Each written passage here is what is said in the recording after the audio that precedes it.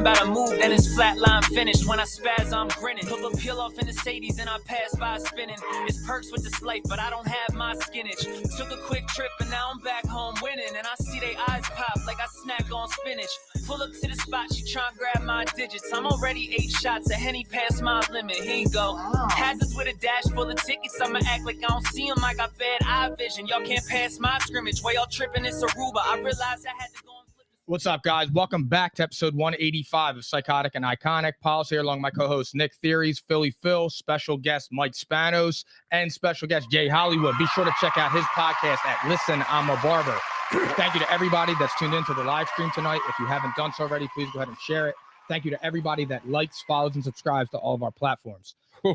What's up, guys? Starting off with some heat. That bit. was smooth, man. Yo, you're a master. Yo, cool off, bro. I feel it. Yeah, I'm right? smooth. That was smooth. Can we get a second to say how good Ant is, too? Oh, he's amazing. Incredible. Yeah, he's incredible. It's incredible. He just needs to handle his business. His caps lock different. It's facts, not fiction. He just needs to handle his business this week shout out my with brother. Caesar. I know. That's all he needs to do. I just need him to handle his business. Bro, you are on the brink of history right now. I am. On the wrong side of it, and I am praying to the gods for you. No, I mean, honestly, dude, I am. I really am. I'm praying to the gods. And I have been every week. My girl can contest to this shit. I root for him every week. I'm like, yo, I'm watching this game like it's like That's love, Mike. I'm like, yo, like it's my fantasy team. Like it's my team. I'm like a diehard. I'm not gonna lie, I sort of do too. Yeah. I kind of peek at your score, your box That's what it score, is and I'm now. like, I I hope have- That's love. No, Hope it is, Mike bro. gets a- I have the league looking at my games like, yo, Polidor's got to pull this out. That's how league, pathetic I the am. league don't. Your real friends do. Yeah. I need more friends Yeah, the like league you wants you guys. to keep losing. Yeah. They don't want that For stage sure. spot. They don't So, want you to win. Yeah, for real. I don't know what I'm doing yet. I'm probably going to miss you boys. But He'll be back. we'll see. We'll see. I don't We could know do a yet. little side like FanDuel League or something. He'll be back. Maybe. Don't We'll worry see. about it. I don't He'll know be yet. I don't know yet. I have no idea how we're going to go about that. But something that's happened recently that I also have no idea about is our guy Spanos is recently converted. The last time he was on this show about a year ago or so, he was wearing a Dak Prescott jersey, telling us the Eagles are trash. All of a sudden, he's in Kelly Green. So we need to talk about your conversion to start off this show. We have to. So the This is floor is crazy. mine here. Yeah, the floor is The yours. floor is yours, I brother. want to know, what was the final straw where you were like, all right, I had enough. I'm going green. I always go green. Honestly, it didn't really have anything to do with the Eagles specifically at the time. So was formerly a 3-for-4 guy. I followed Sixers, Flyers, Phillies, and then I was a Cowboys fan.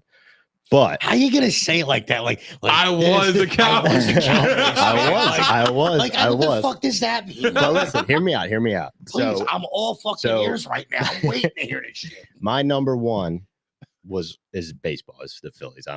You always see me at the game. I have partial season tickets, all that bullshit. So Anybody else doesn't smell like anything that has to do with Dallas here. no. Here it is. So during the Phillies playoff run this last season, there was a strong chance that they were going to get to the World Series against the Texas Rangers. And what really kind of hit me in the face, even though I've had friends for years say, like, dude, you don't live in Dallas. You're not from Dallas. What are you doing? Like, you like the other sports. Stop being dumb. Mhm. But I never really put 2 and 2 together. Like, I always kind of just kept going with it. And then when I saw Micah Parsons, Dak Prescott, and a couple other the Cowboys showing up in Texas Rangers gear, it hit me. I was like, yo, they're about to go up against your boys in the World Series. You cannot. That's a conflict of interest, my friend. You cannot do that. Not to mention, for years, obviously, I had a lot of people recruiting. I think Jay gets slandered a lot. He gets made fun of as a Cowboys fan. I was always I heavily think you recruited. sold out, dude. I just think you sold out. I Like, think it's cool. Like, look, I get it. I smell a lot of bullshit here, but look, it's all right. If you want to jump ship, I get it. Like, no, I'm not Hey, mad. I understand. You're on the right ship. I get the upset, the frustration, Jay, but at the end of the day, I'm wearing a fresh jersey because of it. I'm not frustrated. I appreciate the donations. It was awesome. Wait, is that your jersey? That's his. Yeah. And the hoodie. Look, the hoodie. I also walked it. You weren't here. I walked. The hoodie. He saw me give him the goodie bag the other day. Pro athlete shit. That was great. Really nice. That was a moment too, by the way. That was a great moment. I really can't believe you did it, dude. I want to know too, though, like, what's the transition been like? Has it been rough? Or have you been getting flack for it? Is it like a born again virgin type of deal? Like kind of like pure. A little bit. To be honest with you, it was earlier than I even necessarily told people. It was early. It was like probably like what week was the deadline? The trade deadline, like week 6, 8. No, that was like week 10, 9, something like that. Yeah. Okay, so around, I would probably say like around like 4 or 5 is when I kind of was like dipping my toe in it, like I'm like, I don't know, dude. I don't. You're like, should I go from they, them to he, him? Yeah, exactly. Yeah, right. I wanted the pronouns out. Yeah. So then what really cherry on the top put me over the top when it comes to Cowboys Eagles shit was the trade deadline. And I said this to all you guys. I had a big vent session with everybody. Jerry Jones basically told me, I don't give a shit. I just want to make money. And I'm like, all right, well, why am I going to take all the fucking nail on the cross being the asshole in New Jersey? Like all the other Philly teams, you're the guy that, everybody has to watch. You're with all your boys. My fiance, shout out to my fiance, Amber. She's a diehard Eagles fan. She's wanted me to convert for years. That was probably the weirdest part, was just me and her, because she would like look at me and she'd be like, I don't know, this is kind of weird. And I was like, you don't like it? And she's like, no, I do, but it's just weird. You're her cowboy. Right. Yeah. Jay, listen. It's just so hard for Jay to take it. I'm watching Jay right now, and he's just looking around the room, and he's just like, what is happening? Look, what the fuck is going on? This is all I got. Look, you're a grown man. Yeah. You do whatever it is that's true. Do, but loyalty, and you cut it. Doesn't matter what it is. I was loyal, right? I hear that point, and I hear the only negative people would say that. Like, bro, you went through 30-something years of misery, right? And we're doing good and right now. Like we are. Listen, we're competitive. Agreed. We're going to talk about this. Yeah, for sure. This episode, so a lot of big shit going on. You're converting right during the battle. It's tough because Pauls, you feel you're very quiet right now. I need you here. Yeah, so sitting on the side with me, like. So I think it's crazy. So here's the thing: when it first was going down, I was kind of like, I thought there was like, I was like, all right, he's 40% in, 60% cap, and I'm like, there's just no way. Like, how do you just switch like that, especially mid-season? He is wearing the hat. So. Yeah. So I'm like, all right. And then like I started noticing, and I was peeping, he had the heavy thumb on Philadelphia Eagles on Instagram. Like, they were showing, he got caught. So like I would see like Philadelphia Eagles, and I would see like it was Lane Johnson smacking dudes with his left hand, and they're falling. And I just see on there like Spanos liked it. I'm like, this dude really did it. And I'm like, oh my God.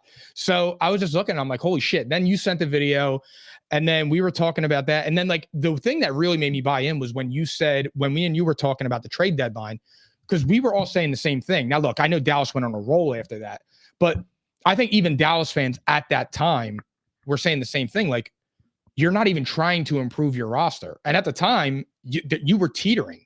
And you already knew that Philly was better than you and San Francisco. And San Francisco just smoked you too. And I still believe we're not going to talk structure here for a second, though. Like, the team made no adjustments past that time and turned up. The team didn't need more. It needed a better organization. I don't disagree. I think the Cowboys have played pretty damn well, regardless of the trade deadline or not.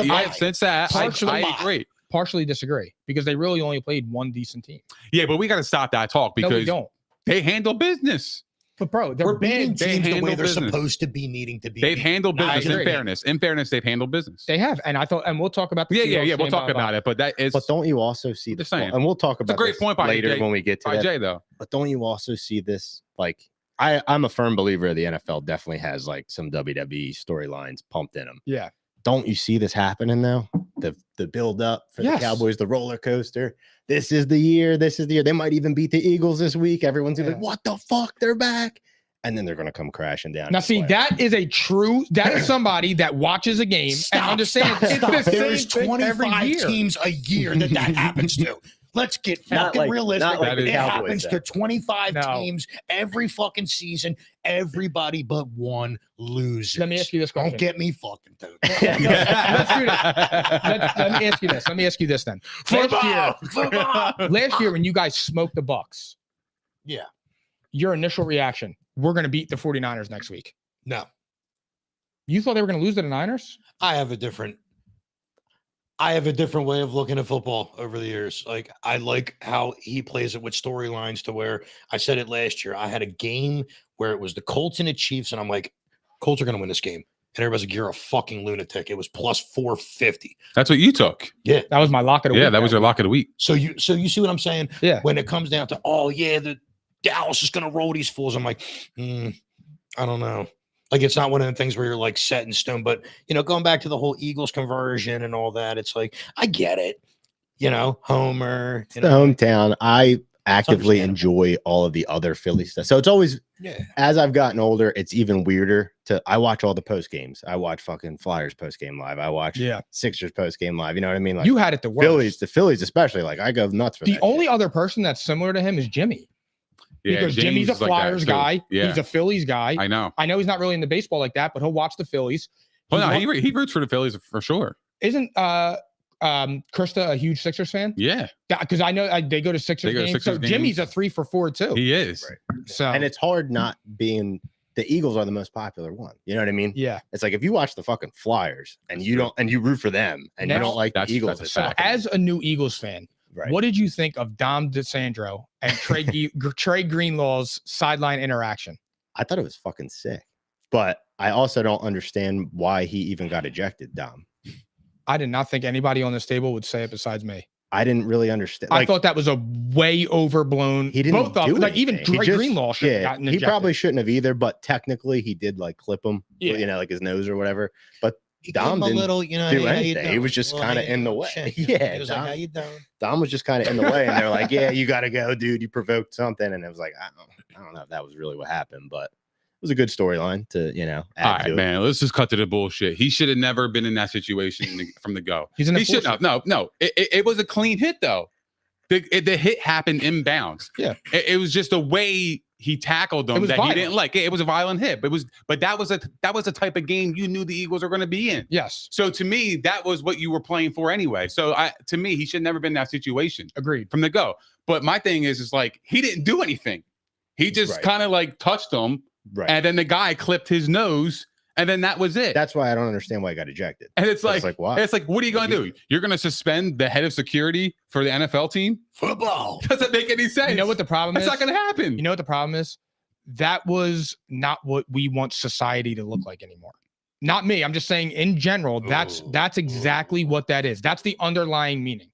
We don't want that. So you do that. So you take firm action, swift action right away. You get them out of the game. And it's like, oh, we're keeping our image. And it's like, no, football is a violent game.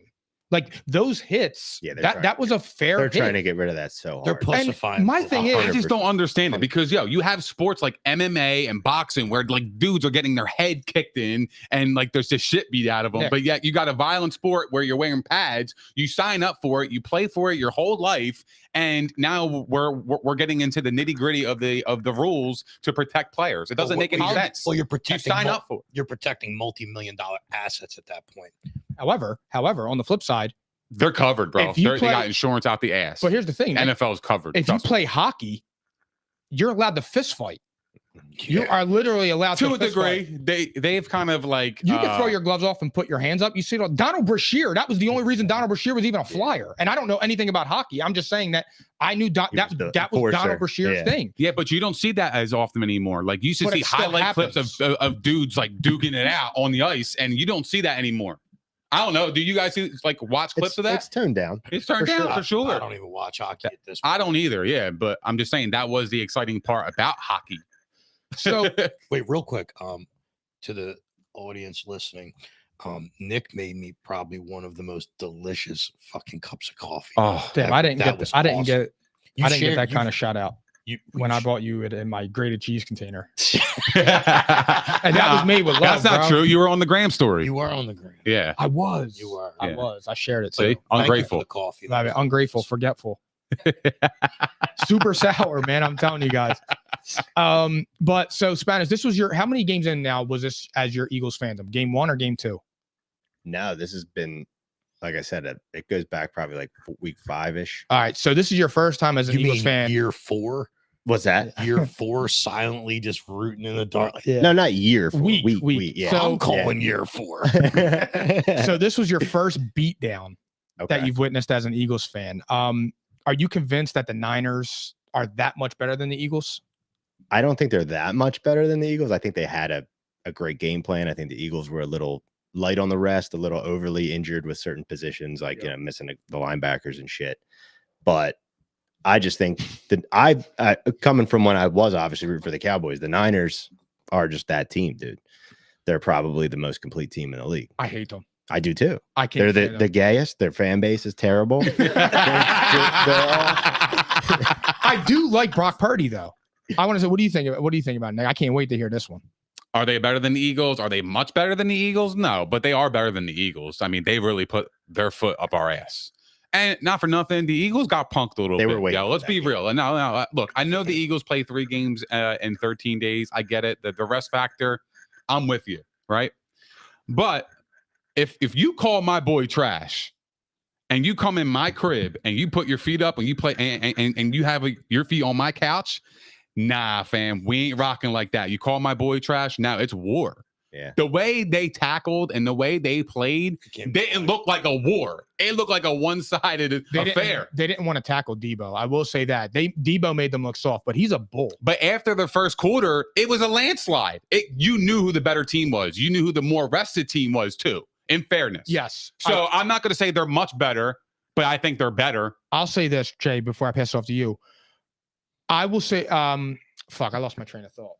No. Sour. Yeah, it is. No, Blueberry Dream. Shout out Rob.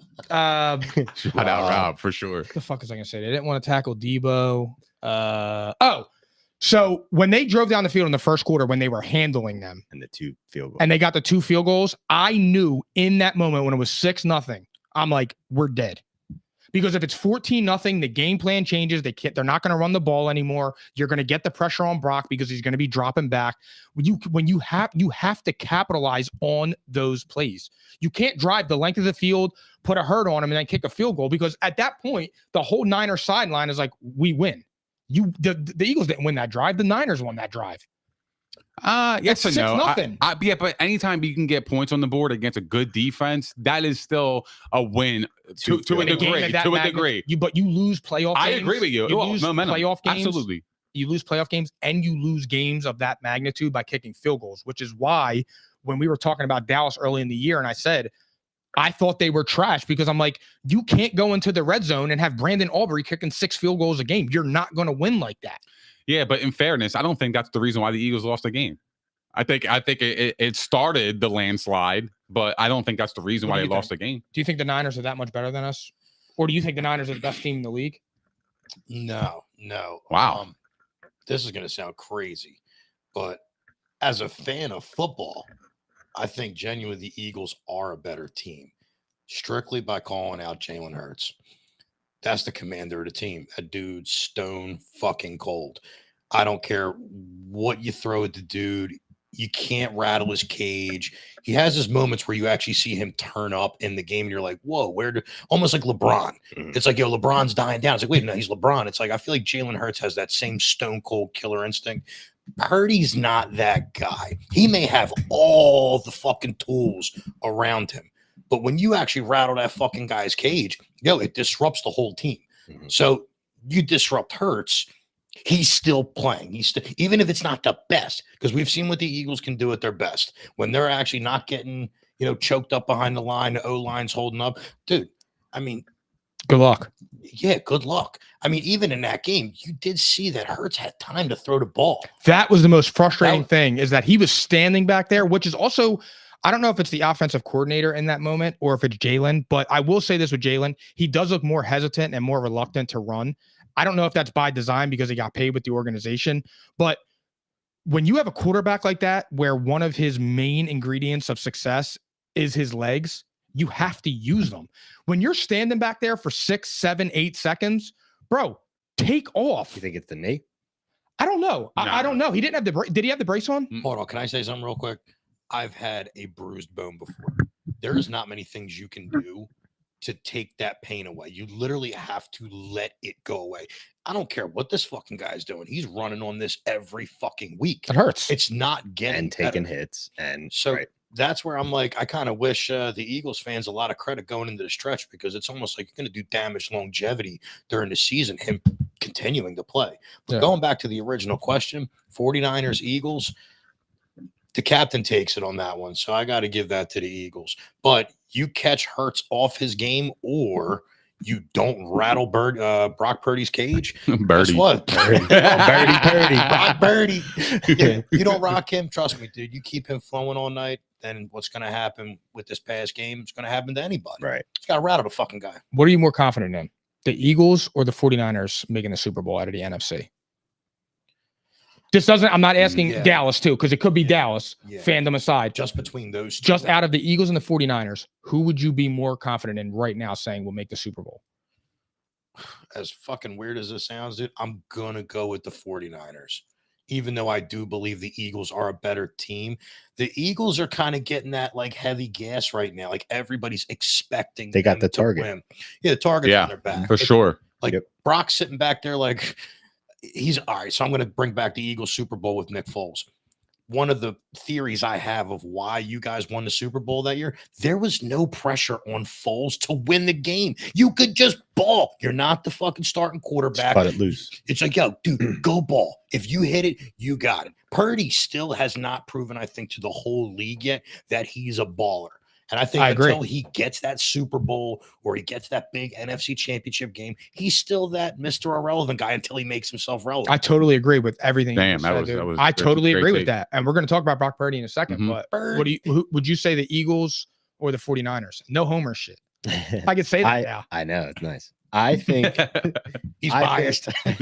I think the Niners, I would give them the edge because they have the number one defense in the league. So that automatically, I thought Baltimore has the number one defense. Or then they have two. They're in the top five. Yeah, I would take the 49ers D over. So you have a top unit, and right now the Eagles, crazy pause. And then you have the Eagles now, whose defense has been sputtering lately. They're like middle of the pack now. They're like what, 15, 16. So that right away gives them the edge. Absolutely. Then they're healthier. The Eagles are 22nd, I think. Oh, that's even low, right? Yeah, they're low. So then you have the Niners offense. Obviously, they're a lot healthier right now. They're clicking on all cylinders. They're just fired. I don't know. I just think the Niners, it's probably their year to get there, if I had to guess. We got theories. I gotta say the Niners too, because just for the simple fact of the matchups, right? Like we know now that the Niners can go into Philly and beat us. And when Dallas played us, they played us pretty tough. I know Dallas played a really good game, and Dak Prescott touchdown was a. I know Dallas. Yeah. Dallas played excellent in that game. And they still lost against the Eagles, whereas I don't think the Eagles played their best game. But that still gives them a lot of confidence to go in and possibly get a win. Can I ask you guys something? But I think it just comes to matchups. Yeah. Can I ask you guys something as Eagles fans? Right? Do you guys see anything like relative to last year's Vikings team? The 14-3 Vikings that literally was just winning games. Yeah. Do you know what I'm saying? They were just winning games. Like, and they're like, oh my God, they're pulling it off. It's like, we're hearing that from the Eagles right now. Yeah. It's like they're just pulling it off. Like, you know what's crazy? I texted him that a week ago. Yeah. I said, yo, the Eagles kind of remind me of last year's Vikings team. They're winning close games and they're getting by and they're not looking good. They haven't looked good all year. Getting it done. But they're getting it done. They in close games. And, people like to think that's a great team. That's a sign of a great team. But then the 49ers. But then the 49ers come in and beat the shit. Yeah, right. All right. So we're overreacting here. Wait. I don't disagree. The Eagles are great. Am I missing something? But it's definitely the Niners. They're definitely the favorite, I would say. Okay. The Eagles are 10-2. We are now in the gauntlet part of our schedule, and we're 3-1. And we got Dallas next week. I don't understand why we lost this game, and everybody's acting like we stink. Everybody's been waiting for the Eagles to lose. Yeah, like you were going to lose. You weren't going to go undefeated or lose one game. It's how you lost. It's how you lost. And I get that. And we did get the shit beat out of us, but there were also advantages, and I'm not using it as an excuse. We got buried, and it's okay. It happens. However, by the same token, like how do I explain this? Like, with the with the Eagles. It's like they had 3 games in 13 games, which you said. You were coming off of the Chiefs and Buffalo. Buffalo was on Sunday at 4:30 when you went into overtime, and you had a miraculous comeback and then each of the last 3 games you were losing this at the end of the first half, and you came back in the second half. At the end, I always say this, dude, and this even goes into my betting philosophy. They're humans. Emotional tolls, taxing, that stuff matters. That shit matters. It was a perfect spot for the Niners, and that goes back to that line. Now, I know I picked the Eagles, and I was obviously dead wrong, but I guarantee you, no 49ers fan after that first quarter thought that nobody in the world thought that was going to happen. It just, now they came on and they smoked us. But after that first quarter, there wasn't a single bet that was placed on the 49ers person that felt good. But if you talk about the human element of it, if somebody call your boy trash for the whole offseason, right? And then you finally get a chance to strap it up and go against them, and you lay an egg like that, I don't know, man. It happens. That's rough. That's a tough scene. That's a tough scene. But here's the difference. And this is where I'll push back on you. I'm just saying. Spanos, my bad. But this is where I'll push back on you, and you for that matter. Ooh. You're not worried about the Cowboys because they're just beating who's on their schedule. They got blown out by the 49ers too. Dak threw 3 interceptions that game. They've beaten one okay team, and the okay team has been reeling, the Seahawks. The Eagles have multiple good wins, have shown you to win in many different ways, and there's panic. I didn't panic. Well, who said panic? Uneasy. Nobody said panic. Nobody said panic at all. But everybody's acting like the Eagles stink now. David Carr saying that we should start Marcus Mariota. He was on some shit. I don't know what the fuck he was on. The only thing worse than David Carr's playing career is his broadcasting career. His takes. Yes. That was the worst take in history. How many wins in a row did the Eagles have prior to this loss? 5, I believe. 5. I think we were 5-1 or 6-1, 1-5, lost another one. Okay. So that's a really good clip to go on. I'm a big they're due for a loss kind of. So am I. I'm like that with every sport. They were due. Baseball, sometimes you're just like, all right, Bryce is due for a homer. You know what I mean? Yes. Eagles were about due for a loss. The way they lost was not good. You know, you don't want that to happen ever again, but it happened. The Niners were on their shit. They're probably the most complete team. But to play devil's advocate for the Eagles, to say why I don't think they're the Vikings of last year. Yeah, they're winning these close games by like the skin of their teeth sometimes, and they could have gone the other way. But the Eagles haven't played their best ball yet this year. And we saw what they could do last year when they play their best and what the potential could be. But they're not playing their best ball. So we can't judge that yet because they haven't shown it. Right. And this is where I'm going to go back to the Dallas argument real quick and we move on. Dallas is beating the teams the way they should be beaten. Like they're not beating small teams by 3 points and just scraping their ass by. It's like, no, we're fucking kicking the shit out of them. It's like, that's what we're supposed to do. You know, that's where like the argument goes back and forth. It's like, well, wait a minute. We can't just pick and choose where we're going to like land the argument. It's like, no, are they whooping ass? Yeah, they're fucking kicking ass. These people just won. I rest my case. I'm with you, man. I say the same shit. I mean, it's I'm not going off style points either. I'm just going off the result. I mean, they've been doing it all season. Anytime they play a bad team outside of the Cardinals and shit like that, they have smoked everybody. Like it looks like varsity versus JV scrimmage. It's crazy. If Dallas wants to shut everybody up, though, this is what you have to win the majority of these games. Philly, this one, Buffalo, Miami, Detroit, Washington. That's a murderer's row besides Washington, even though that's a division. And that's what's funny about this game. This game means nothing to the Eagles. It's way more important for and the Eagles still control their own destiny to win the division. That's what I'm saying. All the pressure's on Dallas. Dallas needs to win. But if the Eagles lose, do you think morale kind of loses it? Yeah, because absolutely. Yeah, because like in a way you just lost 2 straight. You lost to your rivals. You lost to two of the teams that everybody mentions as the top 3. We've already including yourself, and you lost to them back-to-back weeks. It's going to hurt. But we've already beat Dallas once. I agree. And normally division games you split. I think it's a big game. I think it's a big game for. Well, here's the thing. It depends on how they lose. If they get blown out, I'll kind of be like, all right, that sucks. But you just heard that for Dallas. So they're potentially going to have some losses coming in there. Yeah. Philly does not have a hard schedule. The Giants. 2 times the Giants. Hold on. I got to pull it back up. Where the fuck did it go? The Giants, Seattle. Yeah. The Seattle will be the next tough. Seahawks are next. Yeah. Seahawks, Giants, Giants. I forget who that middle game is, though. But let me ask you, Nick, do you have more respect for Brock Purdy now? Absolutely. He stood in the pocket all day and picked the Eagles apart. Fuck Brock Absolutely picked us apart. But you know You what? don't like Brock Purdy?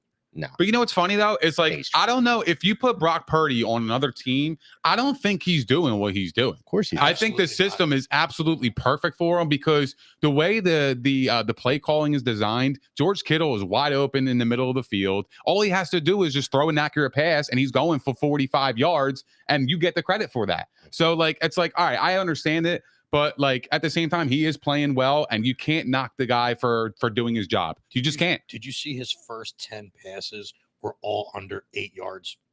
Mm-hmm. Did you guys? And it's catch- all you yards guys after catch the that? catch. Yeah. So, Well, there was a stat that he's actually the lowest MVP candidate to have the most yards after catch. I think it's 49%.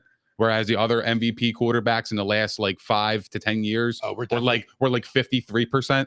Mhm. So, dude, he throws screen passes and Debo takes it to the house. But I'm not using it again. The only thing I hate when people say is like, would he be better X? Because if you put Patrick Mahomes on the Bears with Darnell Mooney and Matt Eberflus, he don't look like Patrick Mahomes. nah, but they probably win that division or close to it. No, they're not You gonna don't beat think the so with Lions. Patrick Mahomes? No, if you I put, don't know. if I you think they put- figure out Their a way. offensive line's ass. If you put Patrick Mahomes on the Bears right now, they're not better than the Lions. I'm going to scratch all that and just say it's the organizations.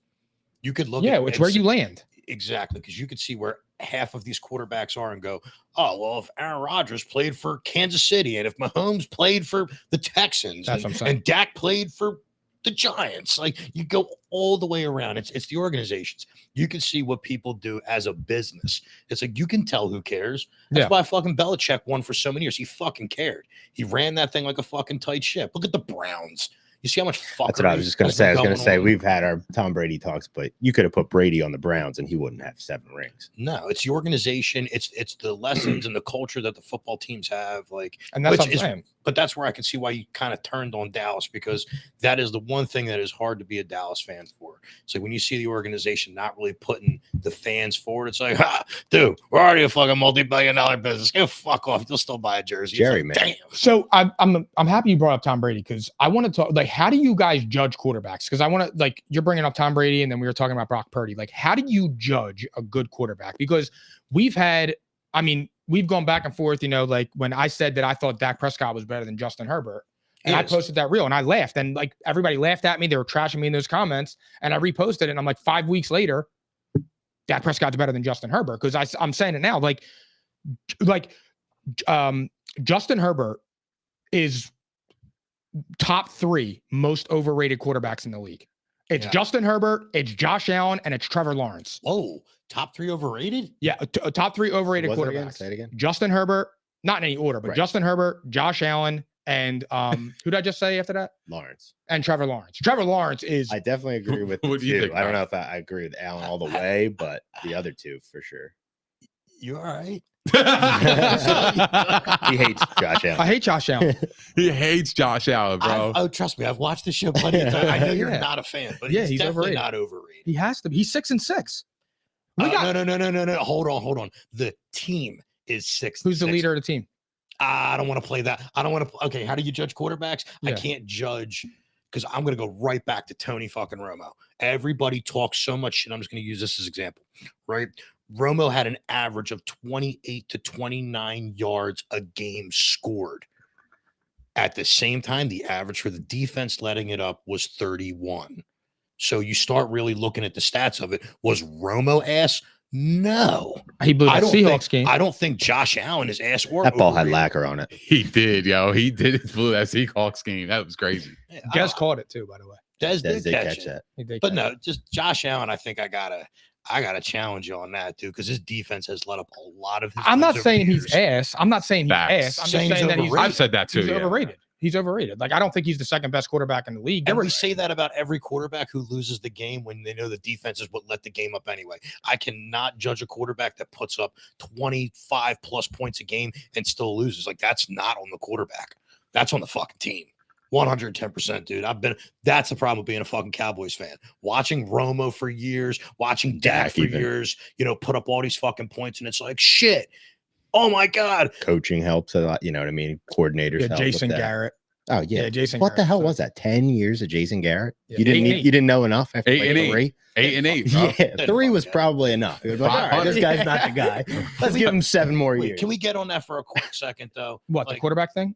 Yeah, not so much the three that you specifically mentioned or I whatever. got you. But it's like at the end of the day, like we can't judge the quarterback over the team performance, especially if you got a bad defense. Like look at the Browns. They ain't got dick going on right now, but their defense makes it look like it. So can we say the Browns quarterback's a fucking stud? Yeah. No, But so we can't do that. what I'm saying is that when you judge quarterbacks, even if you judge all time and you're looking at talent versus talent, is Aaron Rodgers and Peyton Manning more talented than Tom Brady? Yes. But why do we say Tom Brady's the GOAT? Because he has the rings. But Aaron Rodgers and Peyton Manning were never working with defenses that were letting up 6 points. Right. So No, that is, and I'm not taking anything away from Brady because I think Brady's the GOAT. I've never seen anybody just pull magic out of his hat, and when it needed to be done, it was done. Real quick, can I circle back real fast to maybe like the first 5 minutes of the show when we were talking about Dallas and they can't win games kicking field goals. Tom Brady and the Patriots made a fucking career over fucking field goals. Vinatieri made the Patriots famous. Field goals. But here's the problem with that. Let me say this real fast before you go. I'm sorry. When Tom Brady drove a team down the field, and if Tom Brady drove, and I'm going to tie in Brock Purdy here. If Tom Brady drove down the Patriots to beat the Colts when it was Brady versus Manning, and Adam Vinatieri missed a 40-yard field goal, it would be Tom Brady got him there. The field goal kicker missed it. But when Brock Purdy had a bad game, and even if Tom Brady had a bad game, but when Brock Purdy had a bad game against the Browns, and when they came down to that last drive and he drove them down there and Jake Moody missed a 40-yard field goal, it was all about the bad game that Brock Purdy had. It wasn't in the moment. Brock Purdy did his thing. And that's sometimes where I will get frustrated with Tom Brady. It's because when they win the game and he played like shit and on the last drive he won it, he got all the praise. But when he played like shit and he got down there and something happened, all the blame was never on him. And that's what I'm talking about with quarterbacks. That's where I get frustrated because I look at Justin Herbert and it's like everybody talks about how great he is. And I'm like, the dude's under 500 as a quarterback. He scored 6 points against the Patriots. You have the same stats this year as Baker Mayfield, who everybody thinks is trash. And it's like, okay, what am I missing? Do we find Joe Flacco to be a great quarterback? Because the year he won the Super Bowl, he was a 50-50 quarterback. But it's all about the expectations, though. That year. It's all about meeting expectations, though. I mean, when you bring up Brady, he's supposed to win. So when he comes back, he made it like entertaining. It was entertainment. Mm-hmm. That's what it was. But when he lost, it was like, damn, Tom Brady lost. Like, how the fuck did they lose? He never loses. So you question everything. So you question everything. Like, what happened in the game that they lost? Because he doesn't lose. Right. So that's the argument that I would bring up to counter that. Like, but I'm saying, like, when you look at a quarterback, like, do you still think Justin Herbert's better than Dak? Right now, he's not playing better than Dak. But I'm saying, if you're starting a franchise right now, are you taking Herbert? Herbert and Dak are the same age. They're both right free now. agents. They're both free agents. Who are you starting around? Taking Dak. I'm taking Dak. I'm probably rolling with Dak. I'm probably rolling with Dak. I was going to say, I don't think Herbert's overrated. I think his team is trash. See, I don't buy into that. But I don't think Herbert helps his case when he puts up 6 points against New England. However, New England's defense, like I've said on this show, has been lights the fuck out. Yeah. They've been fucking lights out this year. Jones is, I mean, that whole offense. Their whole offense is the reason why they've been losing. So, like, honestly, like, the 6 points sucks, but at the same time, it's like how I judge quarterbacks is being consistent. You know what I mean? Like, if you have a bad game the next week, I'm expecting you to bounce back, throw for 250 and a couple touchdowns. Like, I'm expecting that. I'm not expecting you to come back and throw for 200, a touchdown, and 2 picks. I'm expecting you to elevate your game at the next and the next week. That means that you took the time and effort to prepare and study your craft even after a bad game. I judge that. I judge the being under pressure in big moments. Like I judge that so much. Throws. Absolutely. Like when McNabb threw up in the Super Bowl, I lost all respect, bro. You can't do that. That you just can't do that because that's a big moment. But did he really do that though? Told you. According to reports, yeah. Yeah, but the Super Bowl has the most cameras on in the world, and there's no I don't know. footage. I don't know why teammates. I would throw up if I had Pinkston and Thrash as my fucking receiving core. That's what I'm saying. Like, look at Donovan. Completely hammered. That too. True. Look at Donovan. And we bring that up all the time. He's another thing. But that was what I was going to say for the quarterback thing. Oh, sorry. Turn the ESPN shit off. It's all narrative driven. Yeah. That people honestly thought last year, because Dak had more interceptions than he ever did in his career, that he was like retarded. Like, this guy's got to get out of the league. He's so bad. Yeah, they really trashed And that's him. crazy, because if you just look at his stats, he had great stats up to this season. And now this year he's having great stats again. It was 1 year where right. turnover. But you would think that he was inept. Like, the Cowboys needed to move on. This guy's a dummy. Like, you can't have it. Yeah. But that's what the TV will do to you the whole time. And that's my thing, the way I judge quarterbacks. Aaron Rodgers, for example, I think personally, talent-wise, the best quarterback I've ever seen in my lifetime. Yep. Interesting. He only has one Super Bowl ring, but his team is mostly ass most of the years. If you put him on some of Brady's teams, do you not think they would have won those Super Bowls too? Same teams. I don't know, because Green Bay's had great teams. They were number one seed. Never some of those, but they were number Never one some seeds of in it. the conference, But- and they've never gotten it done. The only year Aaron Rodgers had a top 10 defense was the year he won the Super Bowl. I would argue, And I'm not even a Rodgers guy like that. I like him I'm now. not even trying to bash on Brady, but- because we've had our, But I would argue this. I would argue this. If you put Tom Brady on the years from the time Rodgers didn't, from his last Super Bowl to now on Green Bay, I would bet my money that Tom Brady would have won a ring in Green Bay. more. I'm out on that. I'm not. I'm totally in, because Would he he have- would would he change the have whole had- culture there. Well, would he have had more than one with, I think he would have at least one. because Rodgers At had least one. one. Rodgers saved At least one. They were number one seeds. True, but Rodgers saved a lot of drives by running. Brady never ran. He didn't have to, He didn't have because to. he was so smart. Yeah, he but knew in where Green his Bay- guys in were. Green Bay, They he were would've had always to. on the same page. It didn't matter who his wide receivers were. It didn't matter. Aaron Rodgers was bitching about his wide receivers last year. Now they're balling, right? Tom Brady, I've seen this guy win with Jabbar Gaffney, fucking the worst of the worst. Yo, Malcolm Mitchell's, Rashae Caldwell's. I've seen him do it. Rob, I've seen him do it, regardless of the.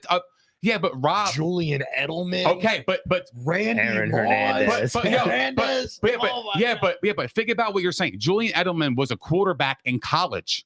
He transitioned to a wide receiver in the NFL. That's who Brady was working with. Guys were getting first round draft picks, wide receivers, and they still weren't winning. He was winning with guys like that. I know he had Gronk, but guess what? Gronk and him, they just clicked because they were always on the same page, because that's the quarterback that Tom Brady was, and that's why he is the best. That's how I judge him. He had his guys in line. But Brady has- Everybody knew the mission, and guess what? Everybody rallied behind him, no matter what. Any scandal that came out the following week, they smacked those teams. It didn't matter, because they rallied around them. Except for Spygate. That was like actual cheating. And if you can't admit that, bro, then you just you. Yeah, but that's not what I'm saying. What I'm saying is, I don't want to go here. I'm not going there. I'm not even. Yeah, I didn't really want to bash I'm not Brady. I'm not even going there. But what I'm saying is that, like, even during that time in 2007, when everybody was against them, they went undefeated. I know they lost the Super Bowl, but they played on a mission. And they did that for the quarterback. Brady is MVP quality, though, all day, every day, even in Tampa Bay. Like, I mean, no matter what, I guess we could all kind of agree. Brady's still MVP of the league. You know what I'm saying? Who's the MVP of the league this year? This year, oof. Now, I know most people, they say it's a quarterback. I mean, but let's just stop for 1 second. Dak is the favorite, by the way, at Which plus 300. I do not, even as a Cowboys fan, agree that Dak should be Should be in the running For sure. He's in the running, but he's not the favorite. There's because- one MVP. Ready? And he's got a path to win, Yeah. too. The first few games for Dallas, they were fumbling the rock. Dak was fumbling. They weren't together. Like, if Dak has been playing the way he's playing right now, the whole season, 110% the numbers themselves wouldn't lie. Yep. But MVP, I have to stray away from a quarterback right now. I have to. For me, it's between two people. Tyreek Hill and AJ Brown. Dude, I am a huge fan of both of those. One, they're both on my fantasy teams. They're taking me to the playoffs. But Are they on the same roster? same roster. Ooh, Jesus. Auction league. You have baby. Tyreek bless. Hill and AJ Brown. Cost me about God $135 bless. in the auction. Worth it. But point being, I'm going back to them because you got to look at what they have done for their teams. Now, I know everybody and their mother in the barbershop is like, Jalen Hurts because of the tush push. It's like, well, that play itself is designed for him to score, but taking people that are actually on the field, creating the plays, making the plays happen. Dude, Tyreek and A.J. Brown have been lighting up the fucking billboards all fucking season. Tell me somebody else who has gone past the efforts of those two. It's hard. Who do you think? They just don't Yeah, what do you give got? receivers that kind of respect, you know. So who do you think it would be then? Because I'm It's going to staying away be from a quarterback. It's going to be a quarterback. You know it. That's just what the NFL does. That's what they want. That's what the rules are all about. That's what If I got to pick a quarterback, though, it's got to be either Hurts or Dak, in my opinion, because Yeah. Purdy It's to gonna me depend- is not. It's going to depend on what those two do. dude, I got The rest Derek of the Carr, man. Fuck it, I got Derek Carr. The MVP is so bleak though. There's nobody taking the bull by the horns. So That's why I I'm got with the you. wide I'm with receivers. you. I don't think it's. I think Tyreek Hill is up there, but Tyreek Hill's my I guy. gotta go with CMC right now. If I tell you this guy is a touchdown machine. He's got 17 touchdowns on the year. Now let's But take do you them. think they That's ever give it- valuable. Do you think they ever give it to a back though? That's valuable though. Who's the last one? AP? He's got 1,000 yards, That's a right? long time ago. He's got 1,000 yards for the 12. first time since 2019, and this is the third. This is the third most carries he had What'd you say? in a season. I missed the beginning of that. What'd you say? This is his third most yards that he's had, Okay. and he still has And opportunity to go more. he's got opportunity to go more. Got Right. 4 or 5 games. And this is the first time he's had 1,000 yards since 2019. So He's been balling right now. Nick, do you actually, real quick, as Fuck Brock Purdy. If it wasn't for Christian McCaffrey, that he is the engine, because when you have to guard between the tackles and you have to guard speed and you have to guard like the lateral movements and all that shit, along with having a good offensive line, they're hard to guard. You think he's more valuable than Debo? Yeah, he's more yes, valuable. 100%. Hell yeah. Yeah, 100%. Especially with Debo had Ayuk 4 and- catches, bro. Yeah, but he also had 3 touchdowns. I know, I get it, but That game. But that's that rare game. though. That's rare. Like Like that's not Metcalf. consistent. Yeah, look at his. That's not team, consistent. Yeah, that's not I don't know, consistent. Debo's an animal. He's an animal, but He's that's good. not consistent though. I'm with Tyreek Hill. Yeah. I just what cheetah. He's gonna have 2,000 yards. I mean, it's wild what he's doing. Like, did you see the catch he made when Tua threw it up and he like turned around in midair? That was like he was chucking a baseball. Yeah. Did He's you hear un- what he yeah, said? he's unreal. Yeah, he came Yeah. back. He was like, "What was that?" Yeah, he kept it a whole bean on him. He And it's did. like, it's so funny because I just like when you look at the optics of the situation, like, look, it's going to probably come down to Dak and Hurts. Whoever wins this game this Sunday, depending on how they finish I out. don't like that. I don't agree with it. Yeah. But I'm just saying that's how I feel it's going to go because it's just quarterback driven. And that's right. the way I was it gonna say, is. if you're a betting man, I agree with you on McCaffrey. He's unbelievable. Awesome. And I agree with you on Hill. He's unbelievable. Like, does anybody here have, if we could just recircle this, does anybody here right now think any quarterback is in that talk? That No. is outshined. I don't think so. I think it's been like this. It's an up and down Ebbs and league. Yeah, flows. I think so. normally it Yeah, would be a man. Mahomes thing, but he obviously doesn't have. Russell gotta be Wilson is doing better than Patrick Mahomes right now. That's a reality. And That Mahomes is like fucking fifth, reality. and Mahomes is like 5th in the MVP. and like random guys like Dobbs and Love and shit. Like, Where's Russell Wilson? the fuck? Nobody's talking about him just because he's Yeah. kind of floated off in Denver. Like nobody's caring. Well, they I just started started losing him. now. Well, I started him this week in fantasy and he threw 3 interceptions. So fuck that guy. He stinks. Sorry to hear. Yeah. I started him and Samaje Perine. You let Russ cook. That's what you did. You let Russ cook. He burned the whole He burnt the kitchen down. meal. He burnt the meal. My pancakes were black. My milk was bad. The eggs were over medium instead of over easy. It was disgusting. Shitty. The bread wasn't even toasted. It was horrible. The bread wasn't tasty. However, I want to stay on Tyreek Hill since 2 of us, me and you, think that he's the MVP because Wes Welker came out and said that Tyreek Hill is better than Randy Moss. Hell no, yo. Whoa. I'm not with that. I'm not with that. I told you to I'm add not this with that. Randy Moss is my favorite wide receiver, bro. I have never seen a wide receiver like Randy Moss. The teams that have feared him on a weekly basis Wait a minute. was just a Wait different minute, animal, wait bro. Wait a minute. Different. So you mean to tell me that nobody fears Tyreek the same way? I'm not saying that, but I saw this man have 23 touchdowns in a single season, lighting up the league How many week in touchdowns and week Tyreek out. had this year? not Anybody 20 know? Not 23. Ain't no 23. I've seen Couldn't that. get there. Yo, 23. And I don't even think Randy Moss was in his prime. He was on the back end of his career. Yo. If he had Tom Brady his whole career, Randy Moss would have been fucking lighting the league up He for has fucking 12. 12. He's not catching He's going to him. have a lot of. He's not catching them. 3 And they did it in touchdown games. 16. Look up. I don't Best think season ever. that Randy Moss is way better than Tyreek Hill. But if you look at like the composition of Tyreek Hill, he's a small little like speedster. He's way different than a 6 foot, 6 foot ladder catching the ball. Like I actually give the skill to Tyreek. I think I give the Tyreek. physical skill to But hold Tyreek. on. So to put it in context, what we're saying is that Wes Welker came out and he said that he thinks he's a more complete wide receiver than Randy. Yeah. And he That said, was he said He because does. he can run the whole route Yeah, tree, he does. whereas Randy couldn't really do that. But my argument is Randy didn't have to do that because you did that. Mhm. That was your job. In New England, you have a job, and that was your job. Your job was to go across the middle and make those hard and make those tough catches and do all those other routes, the out routes and shit like that. But Randy Moss, he was a guy that he was a deep threat. He just goes deep. He does post routes. He does skinnies. He does all that shit. But that's what he did because that was his job. So that would be my counter argument. You know who gets no love? T.O. No, never. T.O.'s in that team discussion. obliterator. Are we really gonna Team go there right- obliterator. Are we going there right now with T? Before we T.O. go was to a T.O., dog. before we go to T.O., I just have to say one thing about Moss. Yeah. Moss took 2 years off playing in Oakland. He did not give a fuck. He And was he forgotten still about. has the second best stats ever as a receiver behind Jerry Rice. That's fucking nuts. 2 He's years. It incredible. was just like, he was like, whatever. I don't Randy give a fuck. Moss was crazy. What was the one game? He had 3 catches, 3 touchdowns, and like Against the 184 Cowboys. yards. Yeah, on it was against the Thanksgiving, Cowboys. Yeah. Yes, 3 catches, 3 yards, and 3 catches, 3 touchdowns, and I think 184 yards. Like that is the craziest That's stat insane. line ever. And it was against the Cowboys. He It's great. burnt Darrell Revis in his prime.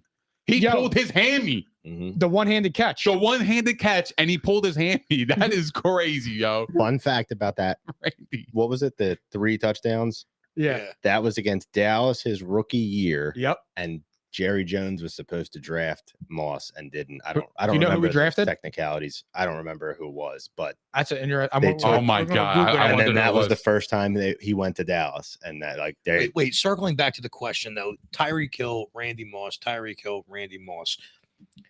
Moss is a specimen. I'm going to almost compare Moss to LeBron. He is a fucking specimen. But here, 6'4", 210, yeah, so here, Insane. but here's my split. Look at Tyreek Hill. 5'10", 191. Dude, that kid's a bottle rocket. Yeah, but Like what he can do without the height, without, you know what I'm saying? He's doing that impressive as without the fuck. height. right. That's why it's like you're also comparing apples to oranges. Like I'm not going to compare Correct. a world-class bodybuilder to a world-class powerlifter. 2 different styles. You know what I'm saying? 2 completely different styles. If you had to They draft a were- wide receiver, who you drafting Ugh. for your franchise for the next 5 years? They're fresh. They're rookies, and you have them for the next 8 years. And they're Tyreek or Randy Moss? Yeah. Give me Tyreek. wow. I want Tyreek. I want fucking Randy. I want bro. Randy. I want Tyreek. Especially with the way they call PIs these days. Dallas I want drafted Randy. Greg Ellis. Who Fan. was decent, but not The Randy Eagles Moss. drafted Trey Thomas. Oof. Oh no, Thomas was good. He was Yeah, good. he was a Yeah, he tackle, was right? good. Yeah, Trey was good. Trey Thomas. I know. Bruh, I was just how saying do his you name. know that? I don't know how What? I got retarded. Hold on. Go back. How did you know that? Know what? That Trey It Thomas was seems good. like you've been really deep into this Eagles game, Bro. way more than a couple. Bro, I was- weeks. I was- I'm just saying. I was He's been big, doing his history. I was big into Madden, and I live in Philly. Undercover. I live in Philly. I had to go along with you guys. I just wasn't wearing the green with you. I know what's going on. I know that the offensive coordinator Brian Johnson's trash, and he's going to cost them probably a playoff game. Yeah. I know they don't run the ball enough. I get it. My know, guy from I work know. is in our comments. He lives in Virginia, and he said, "Go Niners." He's a Niners fan, Virginia Beach. and he just said Debo just scored again. Where you going, bro? Jay had enough. Jay's got the bladder of like a 75-year-old man, bro. He's like my Had dad during the night. Got to get up every 35 seconds to go take a piss. It's an interesting combo, though. That is, I don't know. I mean, you can't go wrong with Tyreek now, and he is, I would say, more versatile than Moss with the what you can do with him and shit. But Moss, I'm not trying to discredit you- Tyreek, but you're 6'4", 6'5", you're 210 Unbelievable. pounds, Blow and by you can everybody. run, and you can run Yeah. at a foot like a a gazelle. 4'4" is Yeah. fucking like a insane. gazelle, his first 2 steps, he's blowing by the corner. Like it is actually kind of crazy that, like when you put it in that perspective. But I want to talk about another wide receiver, just a quick thing. But like, what do you think about Calvin Johnson's like all time position? Do you think he's a top 5? He was another one, man. I mean, yeah, he was a top 5. I think so. He was he was another freak ahead of his time. Me too. Could you imagine? Could you imagine him in the league now, though, with the way the rules are and everything? He would be. He would be like even how Metcalf is, but he was obviously way more. Yo, not for nothing, but I'm being dead serious here. Before he lost his mind, you could have, if he never lost his mind, you can make a valid argument that AB would have been the best wide receiver ever. Like the numbers. Look into. Maybe we were talking about Calvin Johnson, and then Calvin Johnson, not Megatron. I think you would make an argument for a top 5 position. You can make that argument now. Sure, You absolutely could, because AB was just. He was on a different level. He was until Vontaze Burfict activated his CTE. AB was different. He was a different. Has anybody put that shit on? Has anybody been inside Nick's bathroom yet? The Japanese cherry blossom. It smells incredible. Oh it was God, nice. It smells fucking fantastic. I love shitting here because I love to wash my hands. I didn't shit, but I like the smell. I washed anyway. Yeah. It was quite nice. When on my way here, before I'm leaving, I'm like, I feel my stomach rumbling. And now he's like, just go real fast. I'm like, I'm gonna wait till Nick's house. He got the soap. Except the great soap. Great All right, soap. let's go in the Week 13 preview. So them boys beat the Seahawks 41-35.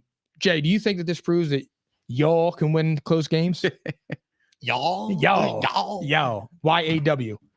Honestly, it showed that we can still compete when we're under the gun, to where whether it's winning close games or actually just competing. I mean, dude, they let Metcalf run all the fuck over them. Now, real quick, a little disappointed in that because I got Metcalf as a receiver in my fantasy league, and a lot of people were talking shit about this, and I'm like, this is the first game all season that his power, speed, and agility was even demonstrated. I don't know what the fuck the Seahawks are doing, not using him, just like Pickett and Pickens. Yeah, same thing. It's like, how do you have these people and it's a fucking waste? But he ran all through Dallas, and Dallas kept answering. It's like, okay, this cat just put up 3 touchdowns by himself, studding it. 42 points, by the way. Shout out Metcalf. Thank you very much for the W. Needed that. Big facts. Yeah. But no, honestly, it shows that we could still win. Like when Dallas doesn't have their head up their ass and they're playing good football, they're staying consistent. Like, did you see the cadence through the whole game? Everything looked smooth. They didn't look rattled. Even though they came after Dak a little bit, like it looked good. I think as long as our O-line can kind of hold up in these games and we can have some time a little bit, if that goes down, it does show that the Cowboys can kind of come back. It does show that they can win these games close or from behind. I mean, dude, Dallas was behind in this game until they kind of just back and forth. At least they were getting a show. I was impressed with Dallas because of what you just said, with the ability to play from behind and win those type of games, because those are the games where you see Dak and the boys just fall apart and do something dumb, and they didn't.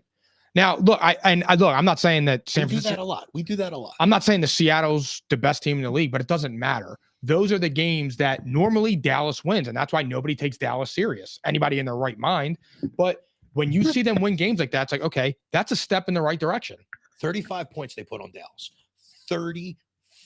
I would say it's actually more concerning that Geno was able to do that against that defense. Same. Like, because if you get a team like the Eagles or something like that, or the Niners, or even the Lions, if the Seahawks can put up 35 on you, the Lions, the Eagles, some of those potent offenses. I don't think the Seahawks put up 35 on Dallas. The DK Metcalf punched the game in for them.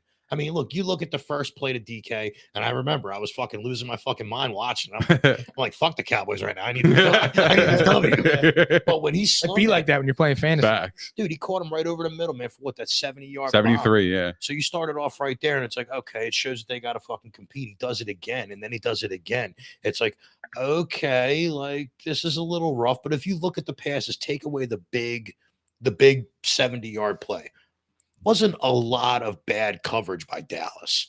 Dallas held DK for the most part. I looked at the stats. It was only like 4 or 5 catches. That big one just took him down a little bit. And there was another one deep in the back of the end zone that just put more points on the board. But going back to them actually proving that they can win a game, shit, dude, anybody can win a game when your cadence is great, your coaching's on point, you're not rattled, and you're playing the game the way you're supposed to.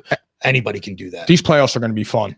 I love what you guys said, but at the same time, I mean, I think what everybody's missing here is that Seattle was against the wall, right? Like they had their backs against the wall. They were 6-5. They were fighting for the playoff hopes. and they gave Dallas a run for their money because they had to. That was their season on the line because next week they play the Niners in San Francisco. Then they play Philly. Then they play the Titans. Then they play the Steelers and the Cardinals. Like they're toast. That was a big game for them to win. That's why they went all out because 7-5 and 6-6 is a big difference in this division. 100%. You know what I mean? And in this conference too. To bring back Brady again, he did make a really good point. Was it last week or the week before? The league is kind of trash. Yeah. We just talked about this last week. There's not that many NFL good product. teams. Dallas is a top 5 team. Absolutely. 100%. They're the 3rd best team in the NFC right now. Yep. But that being said, the Niners, in my opinion, are the team everybody's chasing. They put it up against the Niners have a better offense than the Seahawks, and the Seahawks did what they did to Dallas. We already saw what the Niners do to Dallas. So Dallas has to figure out a way to not let that happen. And they haven't. And what the Niners did to the Eagles. And then what they did to the Eagles. Exactly. So that's why the fucking Niners are here and everybody else is right. I actually, unfortunately, I agree with that. And I think I still think the Eagles are great. It's just when you take a beating like that, you have to look at it, you take it what it is. And like I said, if the Eagles lost 31-20, I'm cool with that. But when you come out after you have a good first quarter and you get punked for 3 quarters and Debo, like you said, comes over your house, puts his feet up and plays with your kids, it's crazy. You got problems. You can't do that. That just can't happen. But what do you think that was a statement game too? What do you think like this means, like that loss means for Seattle in terms of the playoffs, Geno and Pete Carroll? They're done. What Nick just said with that schedule coming up. I mean, unless the NFC, I think they got the Niners this week, don't they? The they got the Niners, then the Eagles. And then the Eagles, Then they play the Titans, the Steelers, and the Cardinals. They got swept by the Rams. They're done. Those last 3, they could compete. Yeah. Who was it? Steelers, Cardinals, and who else? Steelers, Cardinals, and Titans. So Cardinals and Titans win those games. They could win those games, but will they? Right. That's the question because we're talking like Seattle. We're talking like Seattle is like a big bad bully in the NFC, and they're not. Right, no. So those games are winnable, but I think they could slip up here and there too. They're on the bubble. Absolutely, they're on the bubble. I don't think they're going to make it. I think they're pretenders. I've said this a couple weeks ago. We did contenders and pretenders. Yeah. I said Seattle was a pretender because I saw they started off pretty good, but then they started to crumble a little bit. They just got blown out back to back. I mean, they got blown out by the Niners, and then they fought hard with Dallas because they know that the next game they got to play the Niners again. Right. So that was the playoff game for them, and unfortunately, they didn't come through. And to me, Dallas, I mean, that's impressive for them to take another team's best shot, especially when you got weapons, going against weapons like DK Metcalf, Jackson Smith and Jigba, Tyler Lockett, and Geno Smith balled out. But like in Dallas's performance, I'm not gonna I'm not gonna I guess kind of judge it too hard in terms of the defense because of that reason in terms of taking Seattle's best shot.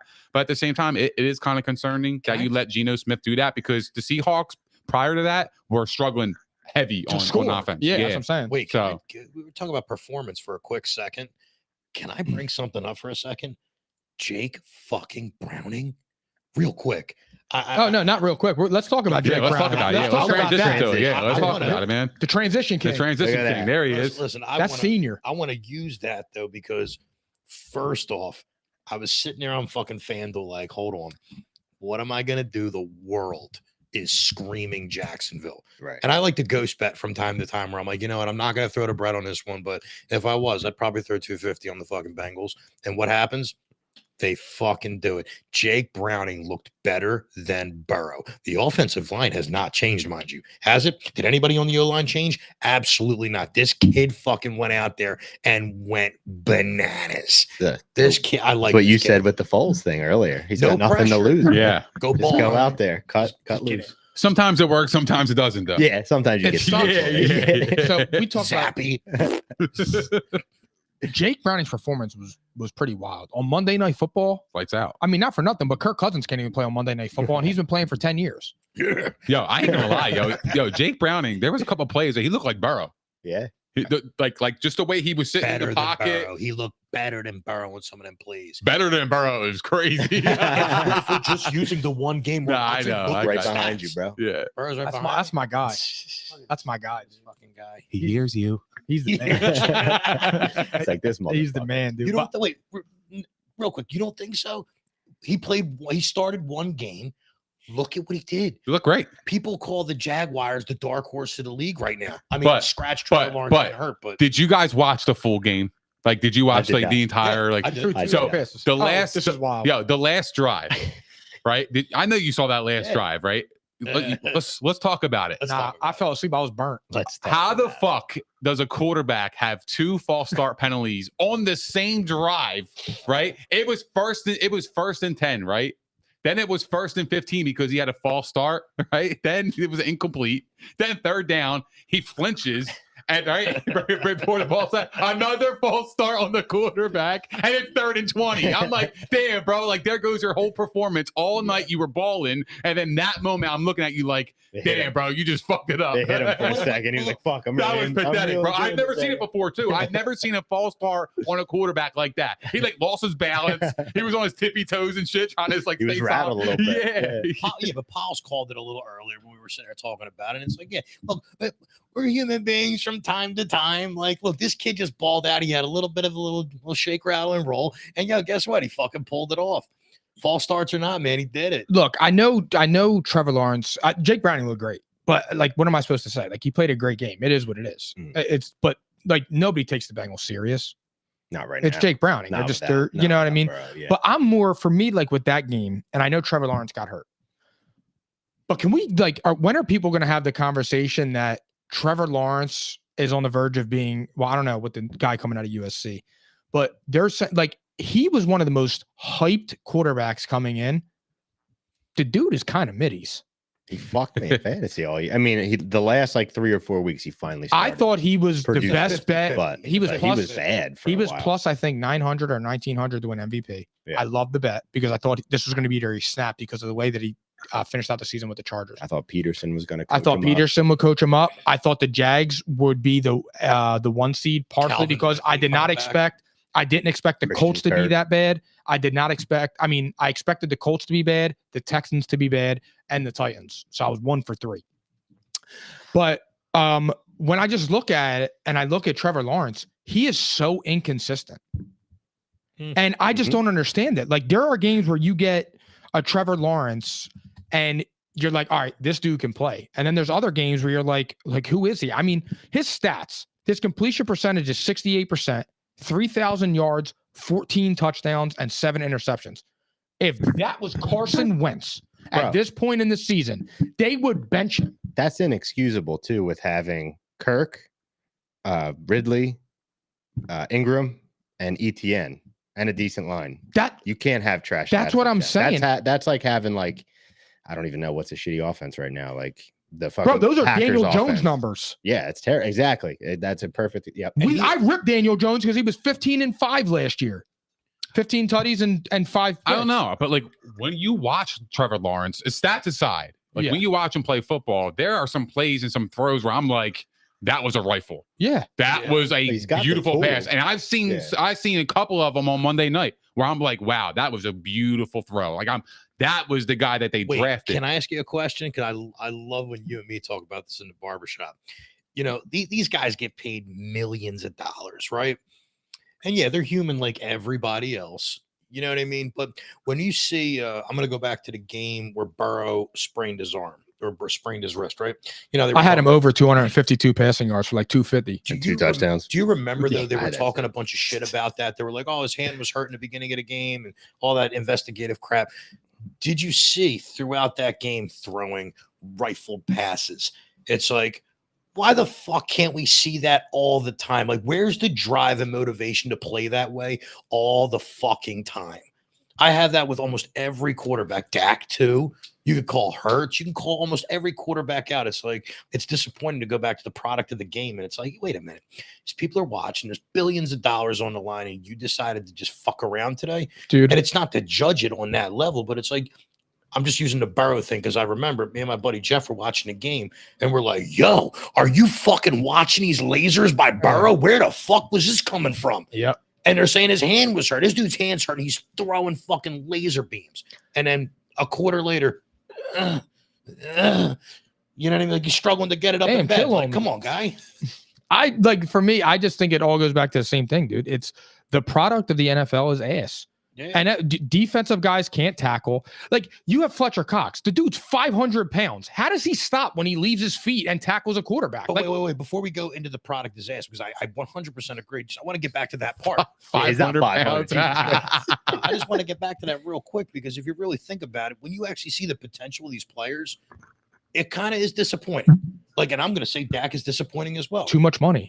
Yeah, you got these people right now that are guaranteed these fucking paychecks. And when you see that sliver of light of the entertainment you want to see, it's like, whoa, he's slinging it. Holy shit, this running back's taking it to the fucking crib. You're like, you're getting paid to do this every week. If I showed up half the time to my full potential, nobody would sit in my fucking chair. Mm-hmm. Do you know I would what I'm never let saying? you line me up. No, if I'm sitting here and I'm 50-50 of when I lay down a good cut or not, it's kind of like, nah, he's too inconsistent. You can't have these people making millions of dollars bitching and complaining. It's like, you're still inconsistent and complaining. But that's crazy.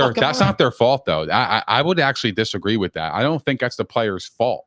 I think it's the organization's fault for paying them that amount of money and expecting consistency on a daily basis when historically he wasn't providing that. Yeah, look at Daniel Jones. Daniel Jones got $40 fucking million, and if you look at his career, he's been ass. Yeah. The fuck has he done? He hasn't earned $40 million. Just like Kyler Murray, he hasn't earned his contract. He didn't earn his contract. Right. So like it's the organizations that kind of put the unrealistic expectations and pressure on these players. And the players are like, fuck it, I'll sign this big ass deal. Hell yeah. You can't fault the player. I mean, of course they're going to fight for the money too, but though. I can fault the effort. True. 100%. If they don't care. 100%. But that's character too, though. Yo, Nick, go into your job right now and fuck up somebody's plans. You're fucking fired that day. Oh, he just hit me yesterday. He was getting blown up he fucked up a curb or something. Fuck up somebody's mortgage. You know what I'm saying? Fuck up someone's line in the company. It's like, we do that one time in a bad time. We're fucked. And we ain't costing anybody millions of dollars. Right. You know what it is, dude? When effort. That's it. Just effort. I think it's partially that, and it's partially just for me, when I look at the game and it's like, oh, we're trying to protect the player and the injuries and stuff. And it's like, that comes with the territory. Yeah. Like, when I'm going through papers, like, I don't protect myself from getting paper cuts. It is what it is. It comes with the territory, but there's more injuries now. Medicine is better. Science is better. And now they got rid of the Pro Bowl because the guys were going out there and making a mockery of it. Like, it's embarrassing, dude. It's football. That is crazy. Like, that is insane. Like, how did those guys from the 90s and the early 2000s, they would never do that. It's disrespectful to the game. And I will say this, as much as I freak out on the NBA with load management, the way the guys been playing for the in-season tournament and even this first half of the year, it's been incredible. Kevin Durant actually commented on that last night because they lost, right? And he was like, I love it. He was like, at first I didn't like it, but now it gives guys like kind of an incentive to play hard, because now every night guys are playing like their hardest, and the superstars are actually kind of playing too. Because in basketball it was the low management, but now they're playing harder, and Kevin Durant loves it. Yeah, he loves the idea, and I love it too. I've been saying it since the season started. NBA this year has been fantastic. I know. Not to get off topic, but it's been fantastic. You do have to remember too, the times have changed so much that we're like all in our 30s, right? Or late 20s, 30s. I'll be 32 30s. on Monday. Oh shit, happy 34. birthday. 31 34, about to be 35. Happy birthday, Coles. You're 3 years older than me? How you doing? I didn't even know that. I'm an old fuck. What year did you graduate? 07. Damn, you take Cialis? Nah. Cialis is works like a champ all by itself. Yeah. But I've recently watched, like, from our era, the early 2000s, mid 2000s, like hype videos of just like big hits, like Ray Lewis, Dawkins, like all the big names that we can think, Palmamalu. If you go in the comment section now, half of it's like dudes our age that are like, oh, I miss those days. That was the fucking best football. And scary. And then half of it is people going, oh, you like fucking brain trauma and dudes that are going to have mashed potato brains? Like, you're a scumbag. Like, the game's so much better now, and they protect the players way more. They were texting that from Rite Aid getting their fifth boost. Yeah, right. But it's crazy. That's a lot of people. Going back to that, those were the best YouTube videos. Though. You just take a scoop of prey and you watch that on YouTube right before the gym. Oh, you're fucking fired up. Yeah, here comes the boom. Yeah. Like, I'm fucking about it, man. No, Jacked Up was the best segment. Jacked jacked up. You Oh my can't have god. that. Oh my god. When they used to Wait, just, Jack You Ruby? got Jack jacked 3D up. was the shit. But do you remember on ESPN when they did the best hits of the week? you got Jacked up. Yeah. Oh well, I'm thinking something completely. You're thinking pre-workout Jack. It was everybody getting smacked that Oh, week, yeah. and the guys at the table were just screaming, "You got jacked up!" And it was just on the screen. It was dudes getting laid It out. was actually acceptable. It was like celebrated can't that do you that got now. absolutely smoked. because if you do that now, Yeah. you're insensitive. Just think I about know, like it's all those crazy, big man. names like Sean Taylor, like all those guys would be trash today because they would be penalty machines. That's why I think that dude James. James on the Charger, he's a penalty machine. He's not built for it Yeah, anymore. it's And like, that's you why- gotta today. go. And Yeah. that's why I asked. I think I asked you in the barbershop, and I said, "Do you think that Brian Dawkins would be a Hall of Famer still in No, today's no. rules?" No, he Ain't couldn't that play today. crazy? he That's might crazy. because of his coverage, but his The impact, intimidation. though, but his no, impact no, on the he wouldn't Eagles have been and as on impactful. defense is Right. what made him in a Hall His of Fame. intimidation. iconic The moment- Wolverine, baby. The you know? iconic moment of Brian Dawkins is laying out Algie Crumpler in that Oh, NFC yeah. Championship. Oh, yeah. Clean hit too. Yep. Clean hit. It was. That was Yep. even acceptable today. I mean, Yeah. he broke him. Well, they might have called a penalty just because it was too cool. probably. They'd be like, probably. "Nah, dude, you fucking made him leave his feet." Yeah. That hit was awesome. I love potting about crazy shit, but let's get back on topic. So the Packers, Sheldon Brown and Reggie and Bush. the best- Now you go on Oh that. my God. Yo, that was the best hit I've Ever. seen. His feet were higher than his fucking head then he when was- he dropped Then him, he was yo. crawling, sucking. Oh wind my to get God, back up. yo. he got smoked. He got dude. popped, yo. Suplexed. He And got who was it that hit? popped. Who was it that hit Deshaun Jackson? It was a Ravens. Devonta Robinson. Yes. Yeah. Lit him up. He was Why do I trying to know drag that? I across don't the know. thing and got smoked. That's why he never went over the middle for shit After It like was that, over. yeah, It after was that, over I after was that. like, He "Nah, ran that's out of why I bounds. didn't do it." Yeah. Anquan Bolden got smoked. He had to get his Yo. jaw rewired. It Nah. was crazy. Honestly, one of the craziest hits I've ever seen was Marquise Alford smack Keith Price. Oh my God, his bro. fucking earpiece Bro, came his out. earpiece popped up in the air. I've never seen that before in my life, yo. I ain't That was never at seen high- a hit like that. You that get was in high hyped so school. Oh, high hard. school. Yeah. I was like, wait, I don't know. You know this guy. the earpiece inside the helmet? That Yeah. shit flew in the air. That's Through how the hard helmet. he got hit. That's wild. He got fucking popped, man. Like straight up, yo.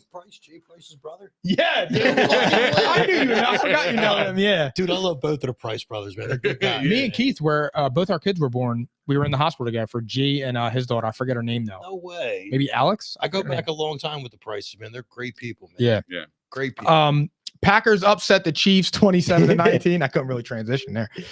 Jordan Love outplayed Mahomes thoroughly. How do you grade Jordan Love this season? Who you starting with? I'll give him a B plus, man. He's been excellent. Like he's rise to the occasion. I mean, all the pressure has really been on him. They've waited, and he's waited years to get an opportunity. And the fact that he's came in and he's playing at this level is, it tells a lot, about his character, and he could definitely lead a franchise. He has the Green Bay wide receivers being talked about now in a positive way, when last year all he talked about with Green Bay was negative about trashing their wide receivers. They can't catch, they can't get open, they can't get separation, all that shit. And now this year, Jordan Love is making these guys look pretty good. Christian Watson's playing excellent ball. Romeo Doubs playing excellent ball. Like and Jaden Reed, he's also brought a little bit of life to this offense. So like Jordan Love, man, he's been playing excellent, and he never seems to be rattled. He's always calm. He's always the same person throughout the whole game, no matter the score. I really think that Jordan Love can be a big part of Green Bay's future, man, for sure. I think he's a baller. If you're going to give Aaron Rodgers up, like if you're going to let him walk, you have to know that this guy's going to be something decent. For sure. You can't be just a bum. You can't just be like, yeah, I'm going to let one of the best quarterbacks ever go for this bum. And I agree. I'm not even going to waste that much time. I agree basically with everything you said. I give him a B. I'm gonna go back to the same thing with a B, B plus. But here's one thing I'm gonna say now. Might get a little heat, but I think it just shows how shitty Rodgers' character was for his ending, because he was trashing the team. I just think he was trashed in his own head. Whatever Green Bay left on him towards the end, it's like, because he's got the same team balling out. I think it just shows how bad of a place Rodgers was, of how good he Maybe was even playing. worse team, because I think a couple of receivers left, right? Like Lazard and shit. Yeah, but they went to the Jets, and they've been a disaster. They haven't been. I'm saying for Love, though, like it's the. Oh, yeah, I think yeah. he's got even less than Rodgers Right, did. That's- right. that's why I'm saying Love's doing great, man, because what everybody thought was a horrible team for the Packers, it's like, nah, man, let this kid cook a little bit. And he's actually showing that, hey, maybe Rodgers was the problem and not the fucking receivers, the organization. Yeah, it was he's solid, man. How many times, real shit, can you go back to all these teams that have had extended players play for their team? And then after a while, it's just like, yo, I think it's just time. It's time to move on. You know, even when like when Garrett left the Cowboys, you know, something like that. Garrett was there for so long. It's like, dude, you did okay. It's like, it's time to go. It's like, Rodgers, you did your thing. It's time to go. Is that how you feel about Belichick? Yeah, it's time. Okay. It's time. Like, look, I think you spend, and me as a barber, I've been doing this for 18 years, dude, cutting hair. I can definitely tell you time, like things have like an expiration date on them. You know, even just anything you do in life has an expiration. To give the devil his due, though, with Belichick, he just got the luck finally caught up to him. To have a division for 20 years be under 500 against you, and now they're all good. Did you see? Yeah, that? I think I might. It was accurate. It was accurate as and can now be. to have them all finally be good, like the Jets aren't that good, but the other two teams, the Bills and the fucking Dolphins are, and it's like, well, that sucks. And then on top of that, he finally hit all his players either peaked out of age, and then he just started. Now, real quick, who's in Tampa Bay right now? When Brady went to Tampa Bay, who's in that division again? Carolina, the Trash. Saints, and the Falcons. Trash. Oh, Brady was a genius. Brady did it again. He went to the right spot, And that team was loaded. 100%. The team was and loaded. then he In played fairness, GM New too. Orleans was still, a pretty Their solid defense. team. Their defense was always a thing. But it could have been one. You know what I mean? Sure. Like now, as looking at the AFC East, Belichick's not going to win that division with that roster. But also Right. smart wise, and it was cool because Tyreek Hill mentioned this, and it's like something that Brady had mentioned as well. You know why they went to Florida, right? Aside from the division, dude, Taxes. Yeah, the taxes. Dude. He's keeping all his bread. Sure. Who would, like, I mean, really think about it. Go, all right, I'm going to give you 20 million, but you play in New York and we tax you 45 to 50, or you play in Florida and we tax you a little bit of federal. Right. It's like, well, wait a minute. You don't have to. Well, Brady you don't have to ask me twice about Brady that. was cerebral. He went there knowing that they had a good team, and then he also had a great situation where they were like, "And we're going to let you play GM." And he said, "Watch this. I'm going to get my Hall of Fame, arguably the greatest tight end ever to come out of retirement, and I'm going to get my dickhead best receiver in the league for the 2010s." And to come out of retirement, play my slot. He had like another he was a great genius. He had another great head coach, and Bruce Arians, and top 5 defense. Let's not forget that. Awesome defense. When they played, it was the a perfect Chiefs. situation for him. And Belichick. Godwin was awesome. Mike Evans is awesome. They had Leonard Fournette. Evans just went over 1,000 again. Yeah, I think it was his 10th year. Wow. What do you? So my thing with Jordan Love this year is that I think he's a stud. Yeah, I actually do. That throw he made to Christian Watson off his back foot, I was like, oh. Damn, the ball placement was perfect. And for him to go to KC, for him to go toe-to-toe with Patrick Mahomes and KC like that, that's just remarkable, dude. Yeah, for his first year starting. Like, that is remarkable. And he's on a 3-game win streak. He looks calm. He looks together. Like, I think I really do. I think Green Bay hit again for a third consecutive time with quarterbacks. He looks the part. He went through his growing pains. How old He's is starting to put it on now. 24? He's got time. So they got him then. I don't know. I can't go that far in terms of them absolutely hitting on the quarterback. I think they hit. I really do. I think he could play in this league. I don't know if his ceiling is necessarily a Rodgers or a Favre, though. Let me see him with a good receiver, though. So, like number 1. I don't know. I don't know. I mean, bro, we talk about Justin. What do you consider hitting on a quarterback? Longevity, like a fight. Hitting on a quarterback. I think hitting on a quarterback is the success and watching them when they get thrown into the fire. How do you react? And I say that because when Justin Fields got thrown into the fire, we're finding every single excuse on why he's not being successful. And it's just, did you ever think he's just not good? And that's okay. But then you see Jordan Love, he started out okay. He fell down, worked through it. You come out, you play the Lions, who are one of the best teams in the NFC, a top 4 team in the NFC, unquestionable. Beat them. You beat them on Thanksgiving Day in your first Thanksgiving Day game, and you don't just beat them, you beat the shit out of them. Then you have Patrick Mahomes coming to town, and you thoroughly outplay Patrick Mahomes. And Kansas City's defense, they have a top 10 defense. Their defense is good. You could argue top 5. Their defense is good, and you shred them with Jalen Reed, Christian Watson. You don't have Aaron Jones, who's your best skill player. You're going with A.J. Dillon. So I just thought it was really impressive. Tucker Kraft. Like I think, like honestly, I think Green Bay is like that team that if you're the Lions or one of those teams that get into the playoffs, I don't think you want to mess around with that team. At 6-6, they got a shot to make it. I Look mean, at their schedule. If They're they going can to get make the Aaron playoffs. Jones back too, man, they can have that combination with Jones and Dillon again. So they got Tampa Bay, Carolina, Minnesota, Chicago. I would say the only team I think they could possibly lose to, there's 2 games that they could possibly lose, and that would be Tampa. But Tampa's going to be fighting for their division because they play the Falcons this week. That's a big game because the winner of that's in first place, and then they're going to play Minnesota, which I think they're better than Minnesota. Whether you have Justin Jefferson on that team or not. Football. So man, and I fuck with Dobbs, yo. Like he's got some magic to him. So from your fantasy. You know what team has absolutely no chance to go to the playoffs? Well, 2 teams, the Chargers and the Patriots. How do you win a game 6-0? Easy. I win. I don't know. No offense. Yeah. Like I thought the game was in delay or something. It kind of feels like a 60s game. You know what I mean? Like I don't know. It's actually impressive because it never happens that way. Especially in today's NFL. Right. But I just mean like you got big bad Justin Herbert, top 5 dude, him, talented as all hell. Who's the dickhead they drafted that can't catch? Quentin Johnson. Yeah, he can't catch. He's on the bench. And not for nothing, you lost 3 wide receivers. Your only healthy wide receiver this year was Keenan. Right. It was the perfect opportunity for Quentin Johnson to step in and be the 2. Mike Williams is getting older. He's always hurt. Jalen Guyton got hurt.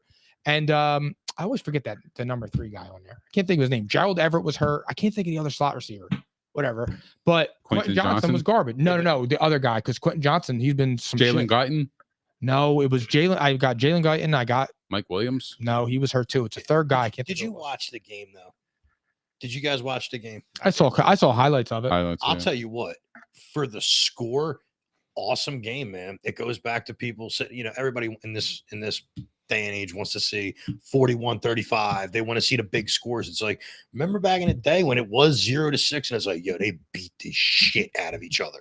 They did not let them gain a fucking inch. Give me a competitive 21-24 game and I'm happy. I don't think the Patriots I like that game too. I don't think the Patriots got in the red zone though. I mean, Justin Herbert was 22 of 37 for 212 yards. Who is that on actually? Real quick. Who's like, obviously you're learning right now, and the Patriots have shown it actually for well over a decade now. They know defense. Yeah. If they understand defense.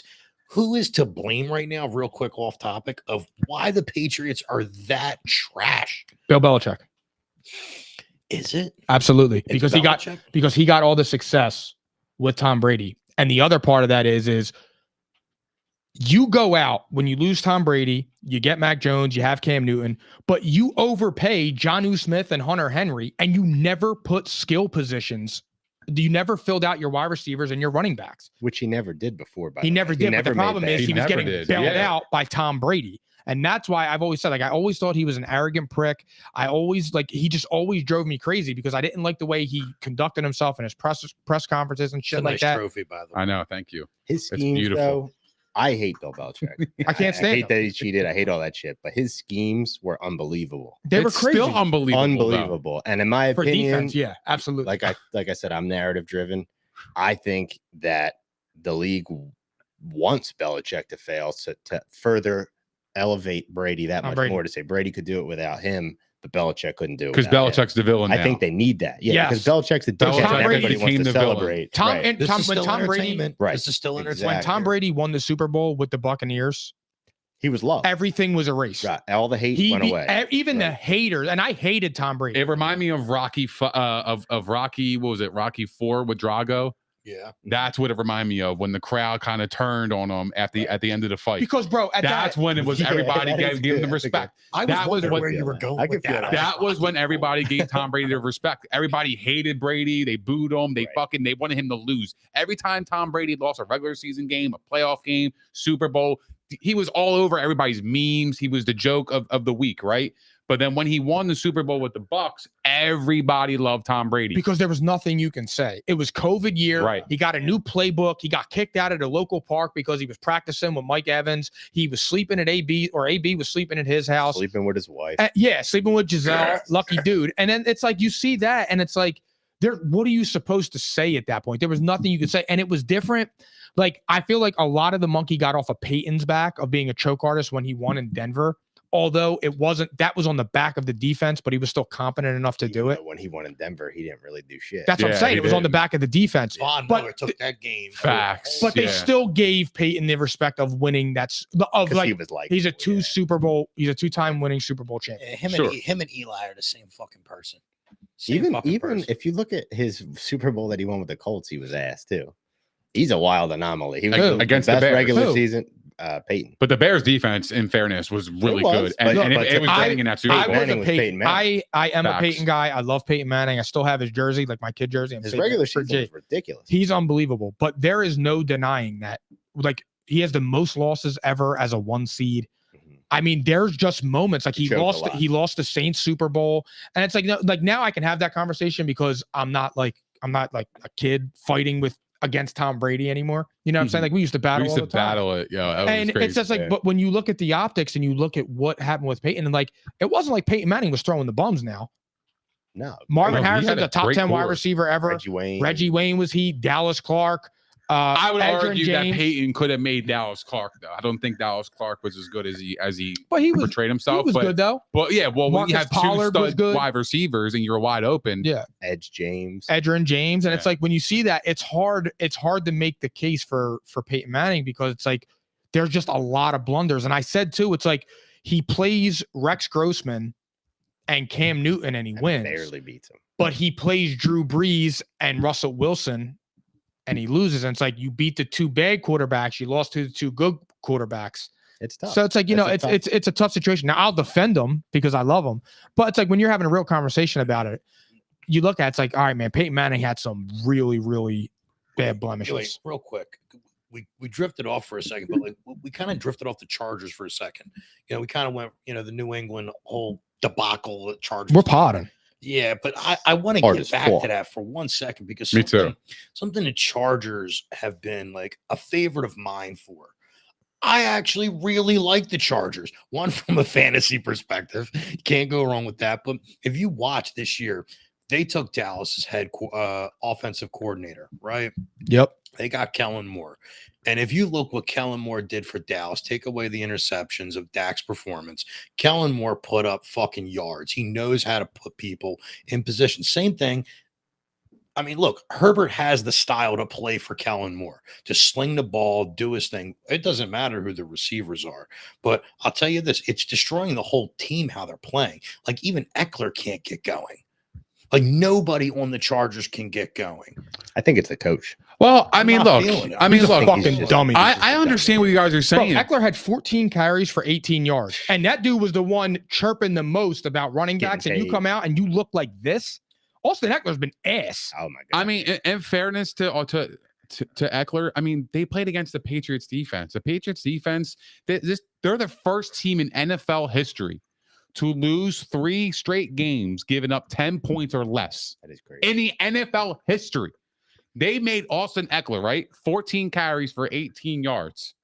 14 carries for fucking 18 yards for Austin Eckler. Crazy. He gets 1 carry for 18 yards in a game. But he usually does that once a game. So the fact that you held him to under 20 yards rushing was the difference. And it's like New England's defense has been playing well all season. It's just their offense stinks, and that's what has been the difference this year. Yeah, we call this about Eckler on previous conversations too. Like, if you take away the social status of Austin Eckler and his PPR fantasy performance, Austin Eckler is a mediocre ass running back who gets the opportunity when it's right at the goal line to punch it in for some fantasy and catch a shitload of balls. Yeah, that's what it is. Yeah, take away your catches and take away those little bump 5-yarders that they used to give LeGarrette Blount the year the Eagles won the Super Bowl. Remember that? Just those 5-yard runs, and it was making him a dominant running back. But if you heard about his running skill, it's like, and he scores, but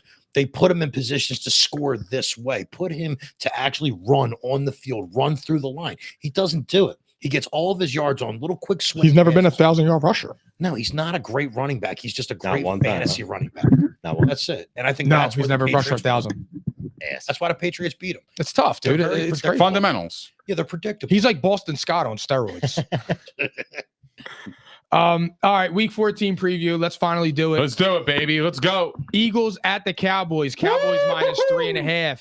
Oh boy. Jalen or Dak? Who do you trust more? Let's start with go off, sis. You want me to go first? I want Nikki. All right. So to be real, I trust Jalen Hurts more.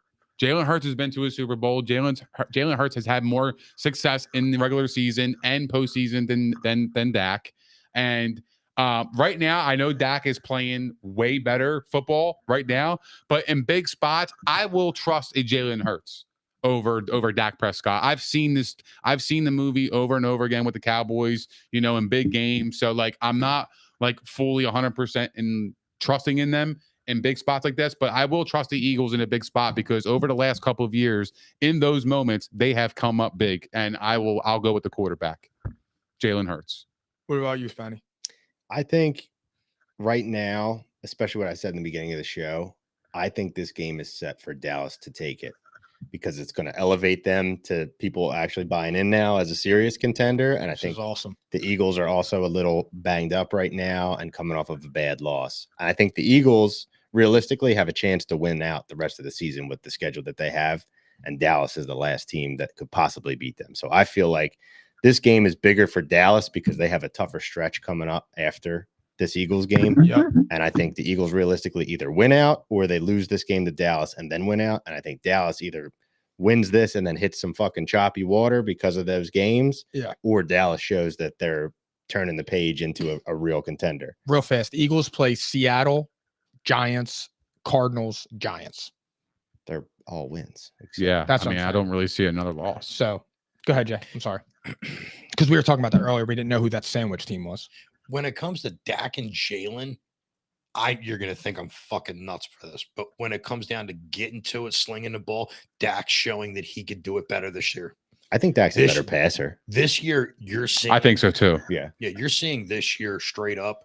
And I'm gonna bust Hurts down for a quick minute. Barbershop does it all the time. I think it's so funny when people have their opinions about Hurts because year one, fuck this guy. Like, well, get Carson back. Like, let's get him back in there. Then it's oh god. And then it's like who roots for that? Me. Oh my god. I hated it because I was a Carson fan and I didn't like that how he drafted him. I didn't like what he did. The barbershop went ballistic under the Jalen Hurts shit. But let's go back to it for a quick second. Dak has been a performing top quarterback since the first year he fucking stepped into the league. Yeah.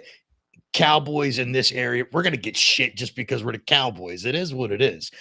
But when you want to talk about skill to skill, we saw Jalen Hurts play the softest schedule in the NFL and lead it into the Super Bowl. You're seeing now that he's playing more advanced and harder teams. He's human. I'll be honest. I got Dak. Give me Dak, because if they're both playing at their full fucking potential, I want Dak Prescott, not Jalen Hurts. I'm not looking for everybody to give some type of excuse like, oh, Jalen did this, and this. Dak has been fucking doing it since he stepped into the league. Jalen has done it for 1 year. 1 year he dominated. But he went to the Super Bowl, though. Cool. That's great. We'll give that to him. Softest schedule in fucking Super Bowl history. No. He got there. Sure. But Jason. So what though? I'm not done yet. I'm not done yet. Hold on. Go off, sis. You go off and you really sit there and look at it. Dak has performed every year. Good defense, bad defense. He has performed every year. So I got to give that to Dak. We've only seen 1 year. But he's never made the NFC Championship game. True. And if we go back to the conversation earlier. So what's his ceiling? Because Jalen Hurts is ceiling, you can argue he's a Super Bowl loss. He'll get to the Super Bowl and lose. True, but that's where I'm also going to say we can't talk quarterback. We got to talk team. If we can't talk team, then the quarterback part is out. Because when it comes to quarterbacks, guess what? I traded Jalen Hurts this year for Dak Prescott to start because Dak slings the ball. You take away the tush push in fantasy, guess what? Jalen's fucking performance this year, ass. It is ass to the fullest. He's literally had 1 year where he showed the world how fucking spectacular he can be on a soft-ass schedule. Dak's been playing hard schedules since he fucking got into the league. Yeah, but he's 10-2 this year with a hard schedule. It's Look hard. at his stats, though. I'm hard. Yes, the team. Yes, ready? Yeah, the team is 10-2.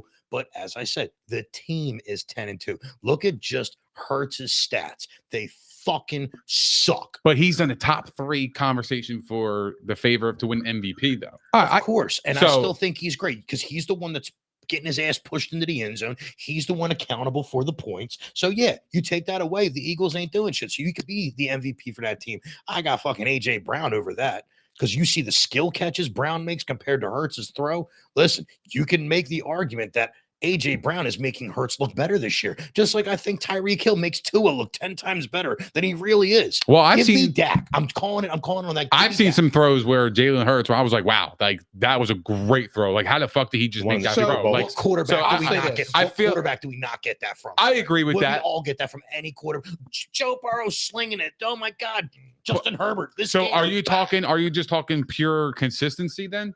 I want that. Because if it's consistency, then I want Jalen Hurts because he wins football games. That's the bottom line. Here, look, I'll say that is the bottom line result, though. He wins. I trust Jalen Hurts more, and this is why.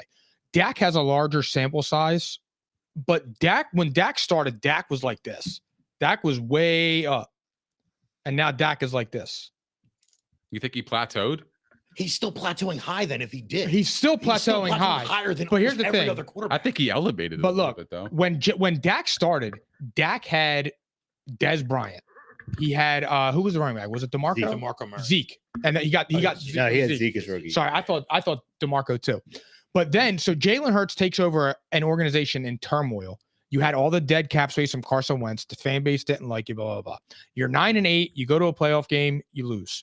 The next year you follow up, your arm looks better. And I kept saying this that year when everybody was saying he had a noodle arm. I'm like, no, I just think it's timing. I think it's his timing of when he's releasing the ball. So my thing is Jalen Hurts is still on the upswing. The problem is Jalen Hurts was so good last year that the bar was set so high, there was only room for him to come down. Like Dak Prescott can still climb the bar because Dak Prescott's never been out of the second round. Jalen Hurts, the only way Jalen Hurts can climb the bar now, he has to win the Super Bowl. If Jalen Hurts loses in the NFC Championship game, the year was a failure because the expectation for Jalen Hurts now is to win the Super Bowl because he's already shown to be there. The expectation of Jalen Hurts or expectation of the Eagles? Well, both. They go hand in hand. But are we talking about just the quarterback play or are we talking about the team? Because the question was the quarterback, correct? Question is, are we taking either Dak Prescott or Jalen Hurts? We're not talking about the defense. Who do you trust more? Bottom line, in this spot, in a big game, who do you trust more? I've seen Jalen Hurts operate better under pressure the last 2 years than I've seen Dak Prescott. Are we getting the peak performance of both just to set the standard of the conversation? Yeah, peak of both. Give me Dak. I'm taking Jake. I mean, Jake. Yeah, Jake Kelly. Give me Jake from State Farm. Yeah, I'm taking Jalen. I'm taking Jalen. Discount double check. I like Dak, so it's not that I'm shitting on him. I'm just saying like that's where I would go. But do you think between Dak and Jalen, do you think either of them is the X factor this week? No. Who do you think's the X factor? X factor for Dallas. They're going to put it back on CD's back. CD's definitely the X factor. Back shots? Oh, yeah. From the back, from the front, however shot you want to get it. Wait, damn. That was slapping it the fuck up. CeeDee Lamb is the X factor for Dallas. And I think the X factor for the Eagles is also going to be A.J. Brown. They're the two dominant guys in the league. They're battling it back and forth in stats, touchdowns. Like, they're the X factor on the team all season. You know, I have a buddy of mine. I'm not going to say who it is because he works for the Eagles organization. But we were talking about just contracts and 1A, 1B, A.J. Brown, Devontae Smith. You know, everybody was talking about how Devontae kind of like not fell off a cliff, but like he took a down stem. And when I was talking to my buddy, he's like, well, there's a reason for that. It's like you can't pay two number ones. You can't have two definitive number ones and have to pay the salary on both. So guess what? You got to pick one. So I'm going to pick the X factor that they have to continue going with for their fucking production, A.J. Brown. I don't think this is going to be a run game on either side. I'm not a fan of Pollard this year. I don't think Pollard is actually a number one back. He's not. He was a great 1-2 punch with Zeke, but even the Eagles, like they don't use Swift the way I think they should. Because there's times where I'm like, God, please don't give the ball to Swift because of what he can do. But then when they give him the ball, like for the minimum amount of time, like he doesn't even get a chance to get going. So that's my X factor right now. What do we got? Got a nice little bet going on. Yeah. I'll take a spin off of Jay's X factor and pick two different guys. For Dallas, Ferguson.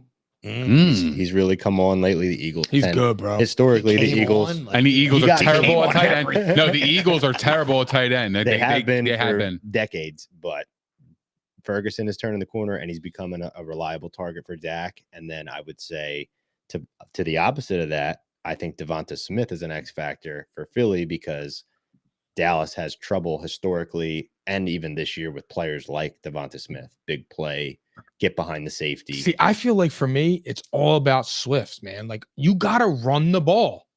That's how you beat Dallas too. You run the ball, you run at them, and James Conner. You mitigate. I'm sorry, like you Parsons, negate Parsons. Yeah, you eliminate Parsons's fucking option animal to get a sack. Right? Yeah, so that's what you have to do. Like I don't understand why this team doesn't run the ball. What did you trade DeAndre Swift for? And I'm going to say this every week on the podcast until the season's over. Please stop with Kenneth Gainwell. We love Kenny Gainwell. Like I just don't understand I it. Feel man. like they have to give him his due. Put the ball in DeAndre Swift's hands 18 to 22 times a game. He's that good behind that offensive line. That is the X factor. That is how you take the pressure off of Jalen Hurts. You make them play honest, and then Jalen Hurts can operate with room and time. Like I don't understand it. I think the X factor in this game is CeeDee Lamb. He killed the Eagles in the first matchup. He had 11 catches for 191 yards. He's on fire. The Eagles secondary, it's not a secret. It has been really bad this year. It can be had, and it probably will be had in Dallas. I'm worried about that matchup. CeeDee Lamb is a matchup nightmare for the Eagles, and I am like dead ass. I'm worried about this matchup. And when he has 16 targets, like 14 targets, 16 targets, that's insane. I mean, if he does that against the Eagles this time in Dallas, it's over. Last time we're not beating Dallas if he has another game like that, and I can guarantee that. Who wins? I got say it with your chest. I got Dallas here, bro. And I hate to say that shit. I fucking hate to even say that, but it's such a bad spot for the Eagles. They just came off a spanking with the Niners. And we know how teams play after they play the Niners. They kind of tend to like fold a little bit because of the physicality the Niners bring the week before. And the reality check of actually playing a team that could just fuck for sure. And Dallas has been scoring a lot of points, man. And the Eagles secondary, like I said, they have been like really like leaky, bro. Like they can't stop a nosebleed. There's some shit. Yeah, they've been some shit, and Dallas has been excellent on offense. Ferguson has been a beast. He was a beast in the first matchup. I have Dallas winning this game, and I hate to say that. Go ahead, Span. Actually, no. Okay. Jay, you go. I'm saving you for last. Okay. I'm gonna say in this game, I got the Raiders. What? Football. Yeah. I got football. Nah, I'll put it to this way. This is Dallas better win this game. It doesn't matter if who should or who's going to. If Dallas loses this game, oh my God, they're gonna get trashed. Yeah, and you know what? I kind of hope Dallas loses this game. You know why? Because it sets the fire under their ass to either play for real or just to get kind of walk through like you're a fucking retard in fifth grade. We're just going to push them through the class. You know, and we're going to walk them through a little bit. You know, I think if the Eagles win, there's no walkthrough. There's no nothing for Dallas. Dallas is cooked, toasted for the rest of the year. There's no coming back from that because there's no reason for the Eagles to need to play their hardest knowing they're already in. Like, dude, I got the first round bye in my fantasy. Are you buying? Yo, think of it this way. The guy I'm playing is in last place. I don't even need to start my lineup. And I'm saying it like that with the Eagles. This is one of them games where it's like, yo, you really want to get fucking banged up competing with Dallas while they need the win? It's an unneedable win. So you have Dallas. No, I'm not saying it's gonna be Dallas. I'm saying it fucking better be Dallas. Fucking cocksuckers. I'm taking the Eagles. And I think it's because I think the whole world's I think the whole world's going to be betting Dallas because I think the expectation for the Eagles now is that they're trash because they got blown out. I think that whatchamacallit, I just feel like when the team gets blown out like that, you come back better. And for me, I think the Eagles are better than the Cowboys. And they took the Cowboys' best shot and they still beat them. And now look, Dallas is in that territory now where Dallas is starting to get due for a loss. Mm-hmm. And it just comes like that. You know, they just played a big emotional game last week. Hold on. Are we going to just take away the fact that the tight end touchdown would have drastically altered the outcome of that game? Game's over. Eagles lose. We're playing. We're playing. He did get tackled before the ball got there. We're still playing that role though, to where it's like, okay, you're playing the inches game. It's like, okay, it's like, how many times should the Eagles have lost games, just like the Vikings last year at 14-3? It's like, yo, dude. And then next thing you know, what happened in the playoffs? They got cooked by fucking Danny Dimes and Saquon Barkley on the ground. I lost that dinner game. on that. I had to pay theories for that. Yep. It's a wild theory. I smelled that from a mile away. I knew the Giants were beating them. Did you have steak for dinner? Nah, I think it was just Mozzie sticks.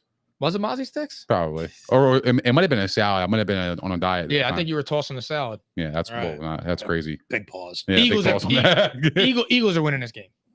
No cap. I don't know, Mike. I can't think wait. I feel like that's kind of like the homering you though, to a degree. Like I know that you can't come up here and pick Dallas, bro. Why? I don't know. I don't feel I picked Dallas. I don't feel thought like Dallas was going to beat us the first time. I just don't feel like you have the balls to come up here in front of people and say, "Hey, I think Dallas is going to win this football game." I like, because my thing is, what leg are you standing on for the Eagles to win this game outside of them being humiliated by the Niners? Maybe they were due to be humiliated by the Niners because the Niners are fucking that good. They beat the Cowboys ass too, the same fucking way. So maybe the Niners are really that good and the Eagles are good. They're just not to the Niners class yet. You done yet? I'm just being honest. You done yet? Fam. You done I yet? picked the Cowboys. I'm just saying, bro. All right. Let me check you. I love them. Let me check you.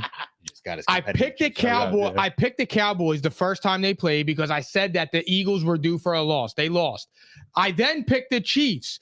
Then you got mad at me and said, "How are you an Eagles fan and you keep picking against the Eagles?" I pick against the Eagles when I feel it. I feel it. And I feel the Eagles are going to beat the Cowboys this week because I think the whole world is going to be betting Dallas because Dallas has been playing good. The Eagles have one bad loss and everybody's tripping. I'm saying that because this is why I say that, because last week Vegas was giving the Eagles at home 3 points. Yes. And you took the Eagles at home the 3 points. I thought it was that goes against every single theory you stand by. Yeah. I know how you bet and angle and shit, and that is not that's against it, bro. Okay, so I went with my heart. Yeah. Last year I went with my heart because I think the Eagles are in the same class, and I thought it was ridiculous that had that. But again, I always go back to the Bengals and the Bills game last year when I told you it was that Josh Allen nonsense that he was a 5-point favorite in Cincinnati. And what did Joe Burrow do?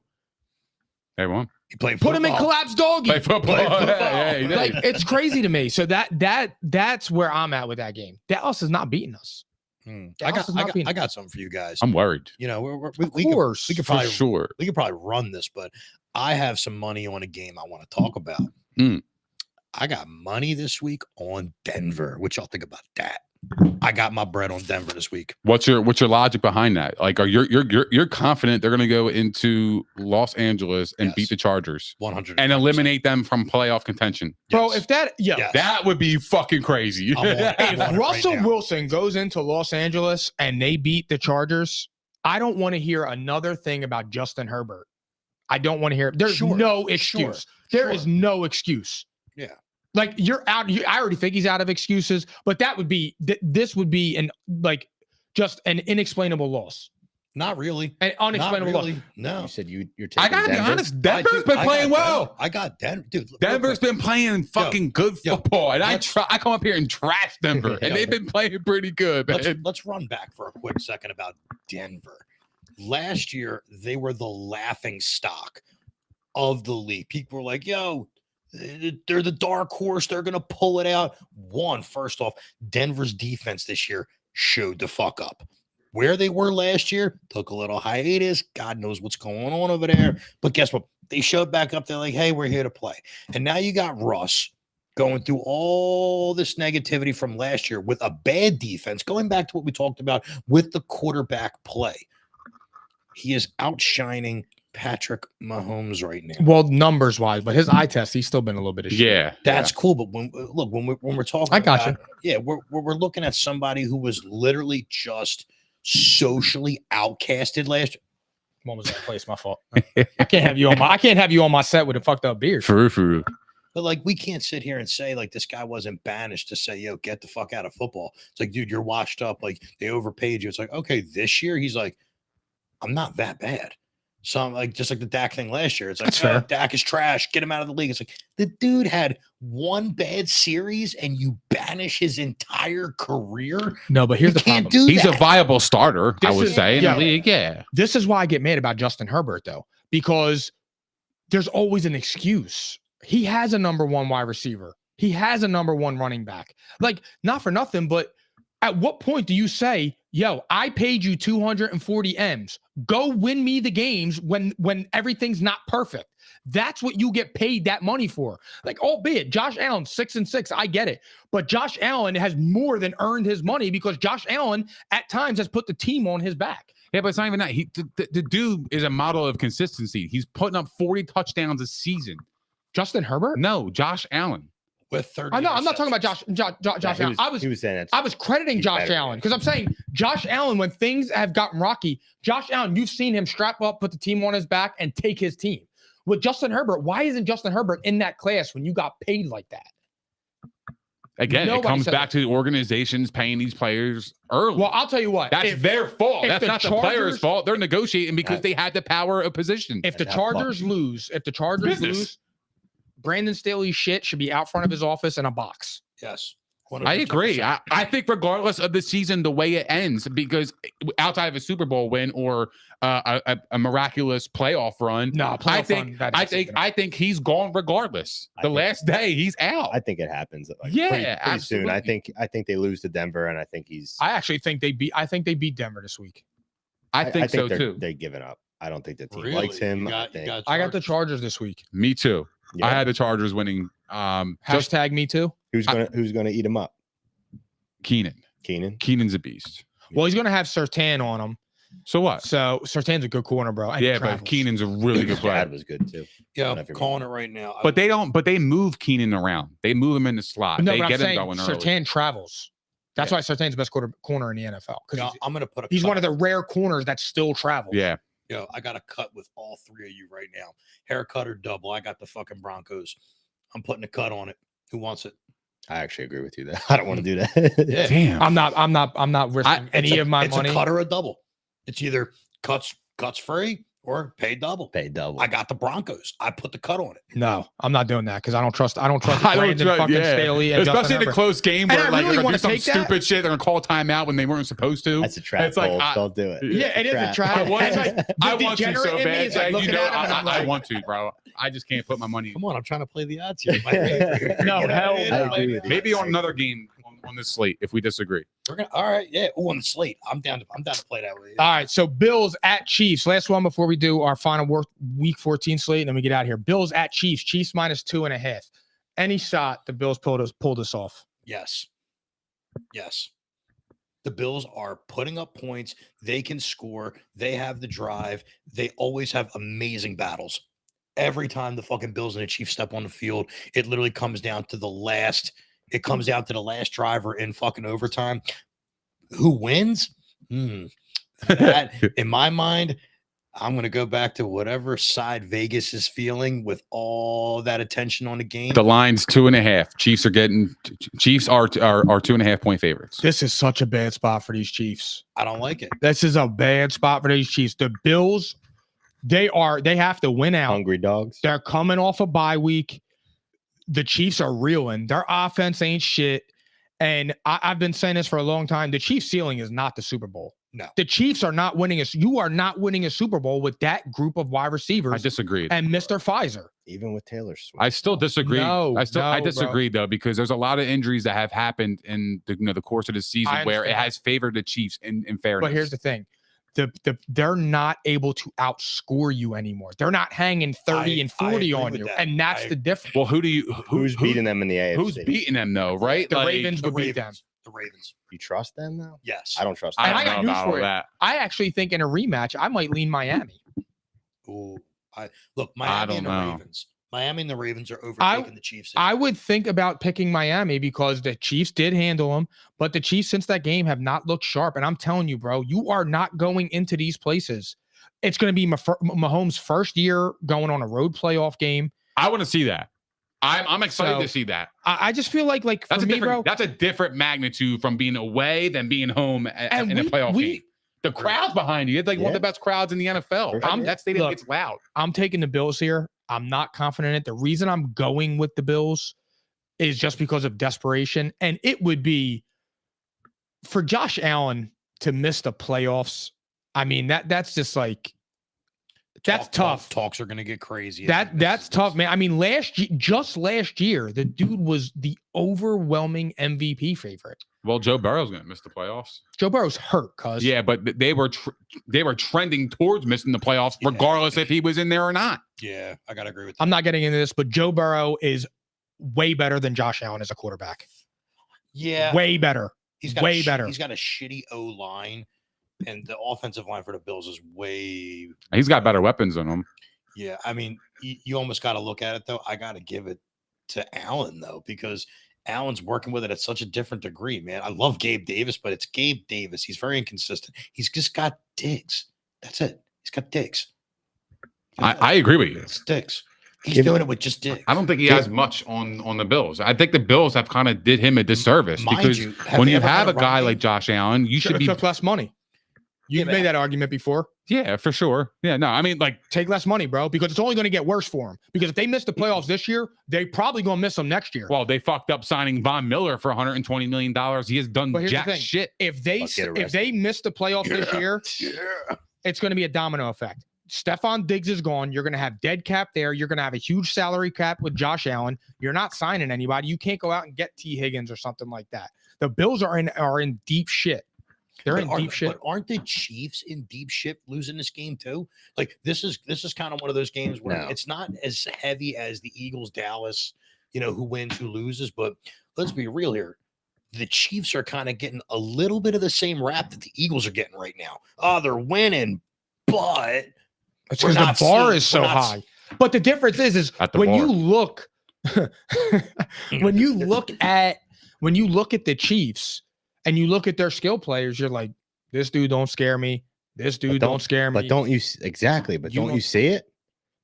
It's all built into the storyline, brother. They're losing to the Bills this week, 8-5. Okay, everyone's gonna say the world's crumbling on the Chiefs, but who's the new golden boy? Mahomes. Who's also in the crowd all the time? Taylor Swift, cross promotion. Who do they need? Who's in the AFC besides the Ravens that are going to do shit against them? Miami? No one. Miami's up there. Yeah, but Miami doesn't beat good teams. They scare me. Miami scares me. But if you're going to say that the Cowboys can't do it, exactly. They're the Cowboys can't do that, then why would the AFC? Ooh, I disagree. I think the Cowboys beat the Rams and the Seahawks. They're two good teams. What better storyline though than to get Mahomes back to the Super Bowl with a less than perfect cast? Maybe a distracted Travis Kelce, a not as he's distracted. Regular, and their defense is still great. You don't think Travis Kelce's distracted? I think teams are actually starting to game plan better around him. They've been playing a lot better. How long can you really sit there and say, "Hey guys, there's only one guy beating us here"? Right? We've been saying that for years. I've been saying it for years. I came up here and I gave him a game plan on how to stop it.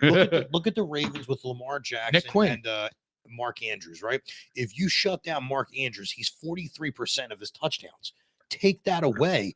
Guess what? You got the Chiefs. Take Travis out of the equation and make Valdez Scantling, Rashid Rice. Did good. I fuck with Rice. Stinks. Tony. Yeah. They brought him back. Tony. Stinks. Yeah. You look at all these guys and you're like, wait a minute. How is the one fucking tight end outshining this whole team? Like nobody can figure this the fuck because Andy coaches them up and puts them in good positions to get open and shit. But let's go back to even the way Dallas used to get coached with fucking Jason Witten. It's like, yeah, that guy was probably the most unathletic, the slowest guy on the field, and he would get wide open. Bro, he got open. He found the soft spots in his zone. Yeah, I mean, he had a knack for that. But you do that because there's other people on Dallas that could draw you away to get it to Witten. How the fuck can you have no receivers that you need to target 2-1, one off on the zone? But haven't we seen the story? Haven't we seen the story before though with Brady, the first three? Like he was saying, No receivers. He was still winning Super Bowls. Defense. What does Mahomes have this year? Defense. He's got one guy to get the ball to, and they're begging. They're begging for Mahomes to get in that conversation. They want Mahomes to be the. And it's starting to really, really How did drive the Super me Bowl crazy. end? Because bullshit. And you know what I want to say on that? How come nobody is putting the pressure on Patrick Mahomes to make his receivers better? No, because we watched Tom Brady do it. He's putting it on his back, though. But you have people saying the full responsibility of the team. But you have people saying that he's already the GOAT. Right. No, that is where it gets me pissed off because it's like, all right, he's not even Peyton Manning yet. Same thing that they're saying about Jalen Hurts. He's the GOAT. Oh no, hell no. Fucking year. Come on. Nah, I don't know about that. They're calling him Himmy. No, I got Himmy.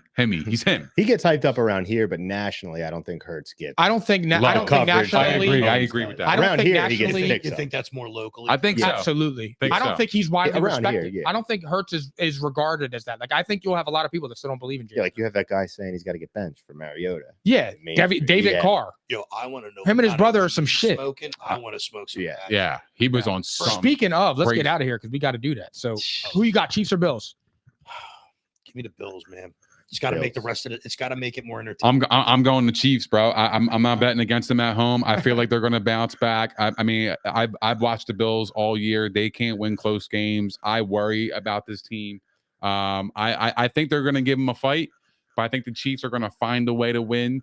They have Andy Reid. I trust him more than Sean McDermott in this spot. Are they going to cover? Yes, they're going to cover. This will be a devastating loss to the Bills franchise. Chiefs regular season. Chiefs win by 4, 27-23. Oh, we got that written down.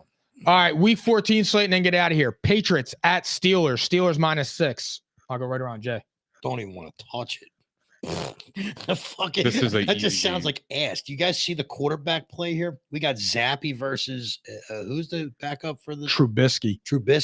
Trash. I don't even want to. I can't even entertain an answer. So you don't even want to answer it. I don't even want to answer. All right, who you got, Sven? Give me the Steelers. Both ways. Iconic lock of the week right here. Patriots +6. They are going to handle business against the Steelers. The Steelers, I've watched Mitch Trubisky play football. He is absolutely garbage. The Patriots defense is really fucking good. They're going to cause turnovers. I feel like that's how they're going to score their points offensively. And I like them in this spot to win the game. Touchdown? I think Zeke can score. Yeah, absolutely. Yeah. I'm taking the Patriots with the points. I am so close to picking the Patriots outright. I did. I'm taking the Patriots outright. They're due for a win. Bill Belichick you just saw what he did to Justin Herbert. True. He's going to make Mitchell Trubisky's life hell. Their defense is getting better, which is scary. So I'm taking the Steelers on the money line because it's an important game for them for playoffs, but Patriots with the points. Mitchell Trubisky should never be given anybody. Yeah, but the Patriots are playing for pride. He shouldn't be giving me 6 points. But like Jabril Pepper said. Rams at Ravens. Ravens -7.5. Give me the Rams, but I got the Ravens money line. Who you got, Span? Give me Ravens both ways. I got Ravens both ways. There's no way that they should be 7.5 point favorites as the Rams have been rolling the last couple weeks. So that's kind of weird for me. So I'm going to take the Ravens here. I really like the Rams in this game. Me too, but I really like the Rams. But the Ravens, Yep. Ravens are coming off a bye. I'm taking the Ravens, but I'm taking the Rams with that hook. I like that. I'm taking the Rams with that hook. Tight game, but they pull it out. I got a hook. Yeah. Panthers at Saints. Saints -5.5. Another shit game. But look how bad you know the what? NFL is. I'm bro. actually garbage. I'm gonna go Saints. The Saints shouldn't give. And the Panthers had the number 1 pick. Points. I know. Yeah, I just know. honestly, And they fucked it up. And they Taking Stroud. I gotta go to Saints, man. I love Winston because he's gonna sling it. Oh yeah, no matter Jameis what. is playing. Jameis is playing. I forgot. Yeah, give me the Saints on that both ways. Give me the Saints and give me the Panthers with the points, just because I think it's going to be real quick. I don't want to challenge you too hard on this, but has anybody seen the way the Saints have been playing defense lately? They have gotten rolled once or twice, but the Saints have been on a ridiculous tear defensively this whole season. Yeah. So I picked the Saints in our league because of Jay. Yeah. And then I dropped them. Did it not prove good for you? It was all right. Proved good for it was good. And they're my defense. But then Nick picked them up, and then I took the Jets, who you I think had. Yeah. Now I have the Dolphins defense. Yeah. Yeah. Who you got? I'm going to take the Panthers here in the upset. I don't like the Saints. I think Jameis Winston causes too many turnovers. I know what I'm getting from Jameis Winston, it's going to be turnovers. Carolina could play some pretty good defense. Give me Carolina in the upset. Carolina does have a stingy ass. You know what I like on that game? Give me the under. I know that's not on I like the unders. Give me the under. Yeah. Just a hard fought game. I got the Saints, but I'm taking the Panthers with the points. The Saints, Dennis Allen and Jameis Winston, they should not be giving anybody 5 points. And that's the worst line in football. 5.5. That's indicating bet the Panthers all the way. Colts minus 1.5 at the Bengals. The Bengals. Love that. Both ways. Taking them 1.5.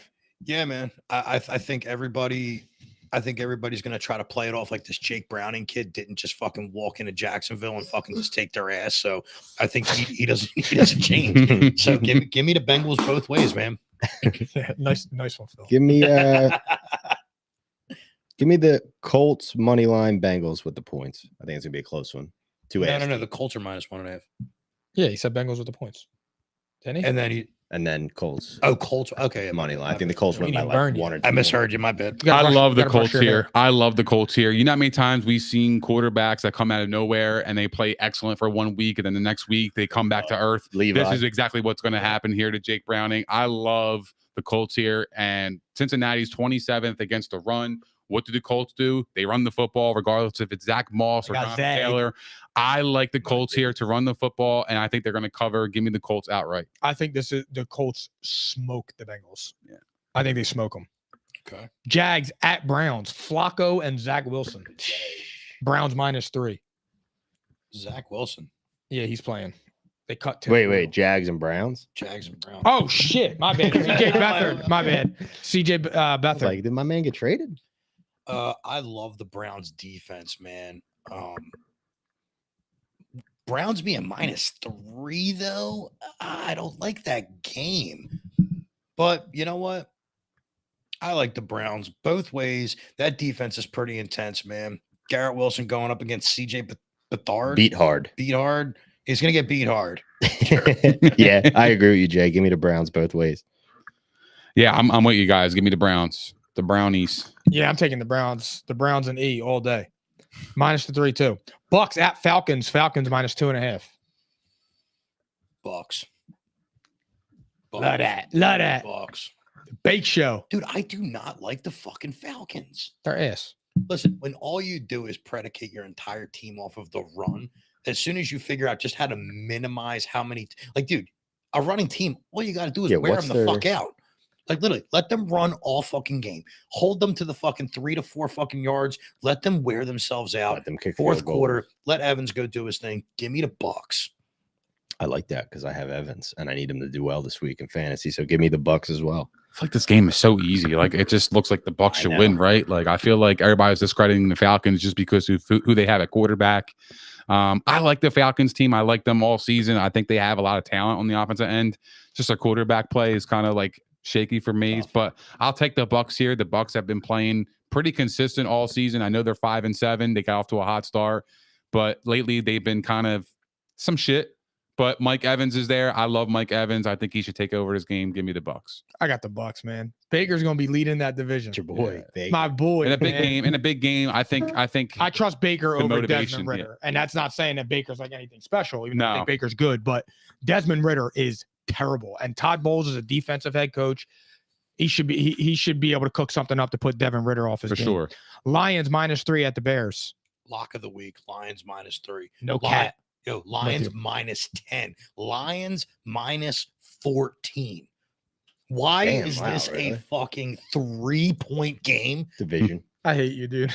No, you know when you're sitting there looking at the lines for the game? I love this. Okay, this is great. Okay. Why are the fucking Lions minus 3 to the Bears? Because it's in Chicago? Come on, the pizza ain't that live, cuz. Because they want you to buy into that they lost bad on Thanksgiving, so they're falling apart. Yeah, dude, I don't even want to talk about this one. This is the Lions by a fucking long shot. That's my lock of the week. Love that. Go off, Span. I'm not going to disagree with Jay on that one. That was too intense. He sold me. I was gonna say some wild shit and say like maybe the Bears do it, and Jay just sold me. I am. The Bears are winning this game You because said that to me the other day. And I'm like, because what? yo, ain't no way in hell this game should be 3 points. There's no way. Fishy about There's absolutely no way. The Bears have been absolute dog shit. The Lions have been, you know what? They've been pretty freaking good, but they are actually fighting for the #1 seed in the NFC, right? As we speak. And they're only 3-point favorites in Chicago against Justin Fields, who's been absolute shit. Yeah. I'm sorry. This doesn't make any sense. I'm taking the Bears with the points, and I'm taking them to win this game. Period. End of story. They're winning this game. It's going to be one of those DJ Moore game. It's going to be one of those games where everybody puts the Lions in their parlay, and that's going to be the game that fucks them. Yeah. I only do straight boys. That's going to be the game that fucks them. I'm telling you. It doesn't make any sense. He had enough. For every reason that Jay said is exactly why I'm picking the Bears. It's the Lions. It's the Lions. I don't care what the fuck who it is. They've got, and I've seen them underperform. Lion! Underperform. Lion! Underperform. Texans -5.5 at the Jets. Jets cover. Texans take it. Nah, Texans are smoking them. No, that defense. Texans, I got the Texans both ways, brother. Jets are. I got the Texans ass. defense this week. I'm hoping they get me like a 30 piece and I can get a dub, and Ant just handles his business with fucking Caesar. So you get real quick. Caesar. You don't like the 5.5? You don't like the 5.5? I like the Jets in this one. I just don't know. Do you like a 5.5 or a 6? Who's playing quarterback? I'll take either or. Who's playing quarterback? Wilson doesn't want to play. I think He's playing quarterback. I think Troy Aikman's actually jumping on. Troy Aikman would be better than that whole fucking room right now. Yo, let's talk about Troy Aikman. Yo, he's always fried in that booth, though. Yo, his eyes are always him cooked, and yo. Colin Cowherd is a pothead.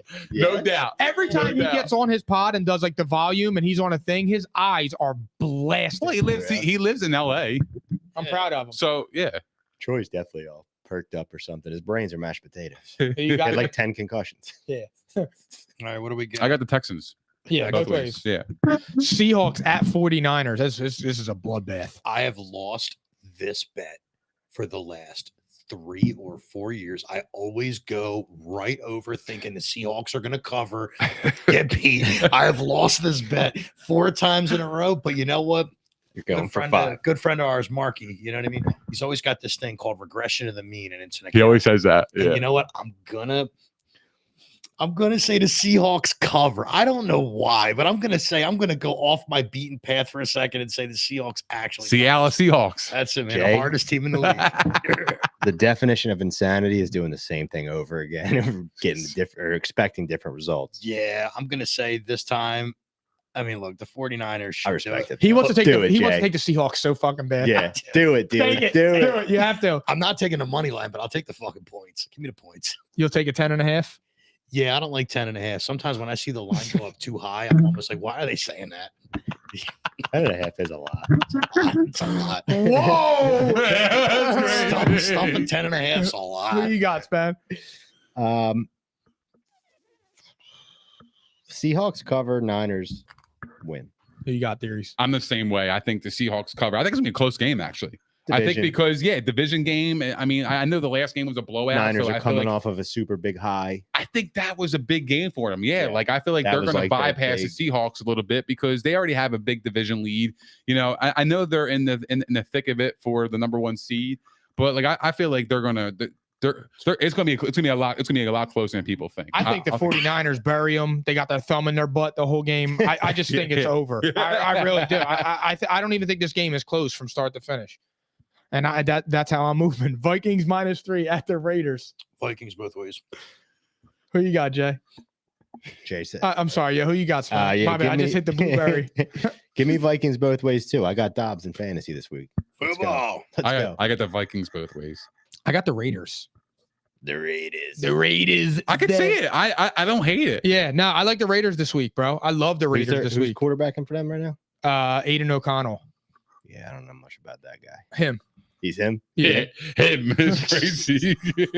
Titans at Dolphins. Dolphins -13.5. Damn. That's a lot of points, That's a big ass line, Right? bro. I'm laying them points. That line's high The as hell. Titans really be some shit like that? Fuck it. Give me the Dolphins both ways. I got the Dolphins both ways. Who you I got Dolphins both ways too. Titans are ass. Titans are winning on the money line now. I think Henry's out too, right? Yeah. Oh yeah, it's Tajay. Yeah, I'm gonna. Oh damn! I played Tom this. Oh no, I don't. No, he traded him. Never mind. I'm going Dolphins both ways. Dolphins also need to take this game. So, I mean, if they actually don't prove to put the 14 points up against the Titans without their biggest asset, yeah, that's almost a down stem for the Titans. Or I'm sorry, a down stem for the Dolphins. Do you think so though? Because like, wouldn't they just play down to the competition at that point? You can argue that the mentality. I don't think they should be doing that right now because they've shown that it can be beat if you stop the run to set up the pass. I think they have to establish that this week to show, okay, even with a nice, good defense like Tennessee, if they don't come through with this, it's going to now show some illegitimacy to the Dolphins, like long term in the rest of the season. I'm with you though because that kind of makes sense because they handled business last week with the Commanders. They kind of they beat their ass, which they need. So they should beat the Titans' ass according to your logic. So I like it. Last one before we get out of here. Packers -6.5 at the Gents. Yeah, Packers both ways. I don't think this is anything that people need to confuse. Think outside the box. It's like Jordan Love's playing good. They got the team starting to click, and the Giants themselves. I mean, I don't know how many cutlets DeVito's going to have. I don't think it's going to help him win this one. Who you got? I agree. Same. I mean, cutlets with some cheese. I could rock with it. So you know what? I'm going to take the Packers money line, but I'm going to go with the Giants with the points. Wait. And I hate the Big fucking Dom Giants. or DeVito? DeVito. Running up the field like that. Well, I'm just going to say, be very careful because the Giants are going to win this game. You got the Packers coming off that game. After all your praise for Love? It's a tough spot. And I feel like that's a team that they could get overlooked. After the Giants are coming off of a bye. DeVito won 2 straight. You're coming off a huge high play in the Chiefs. Could be a scary letdown spot for them. Could be a scary letdown spot. All right, guys. Thank you to everybody that watched that entire live stream. That was awesome. Thank you to Jay and Spanos for joining us again. Yeah, man. Appreciate you guys for coming on, man. That was a fun show. We'll be back next Wednesday for 186 Theories. Take us away.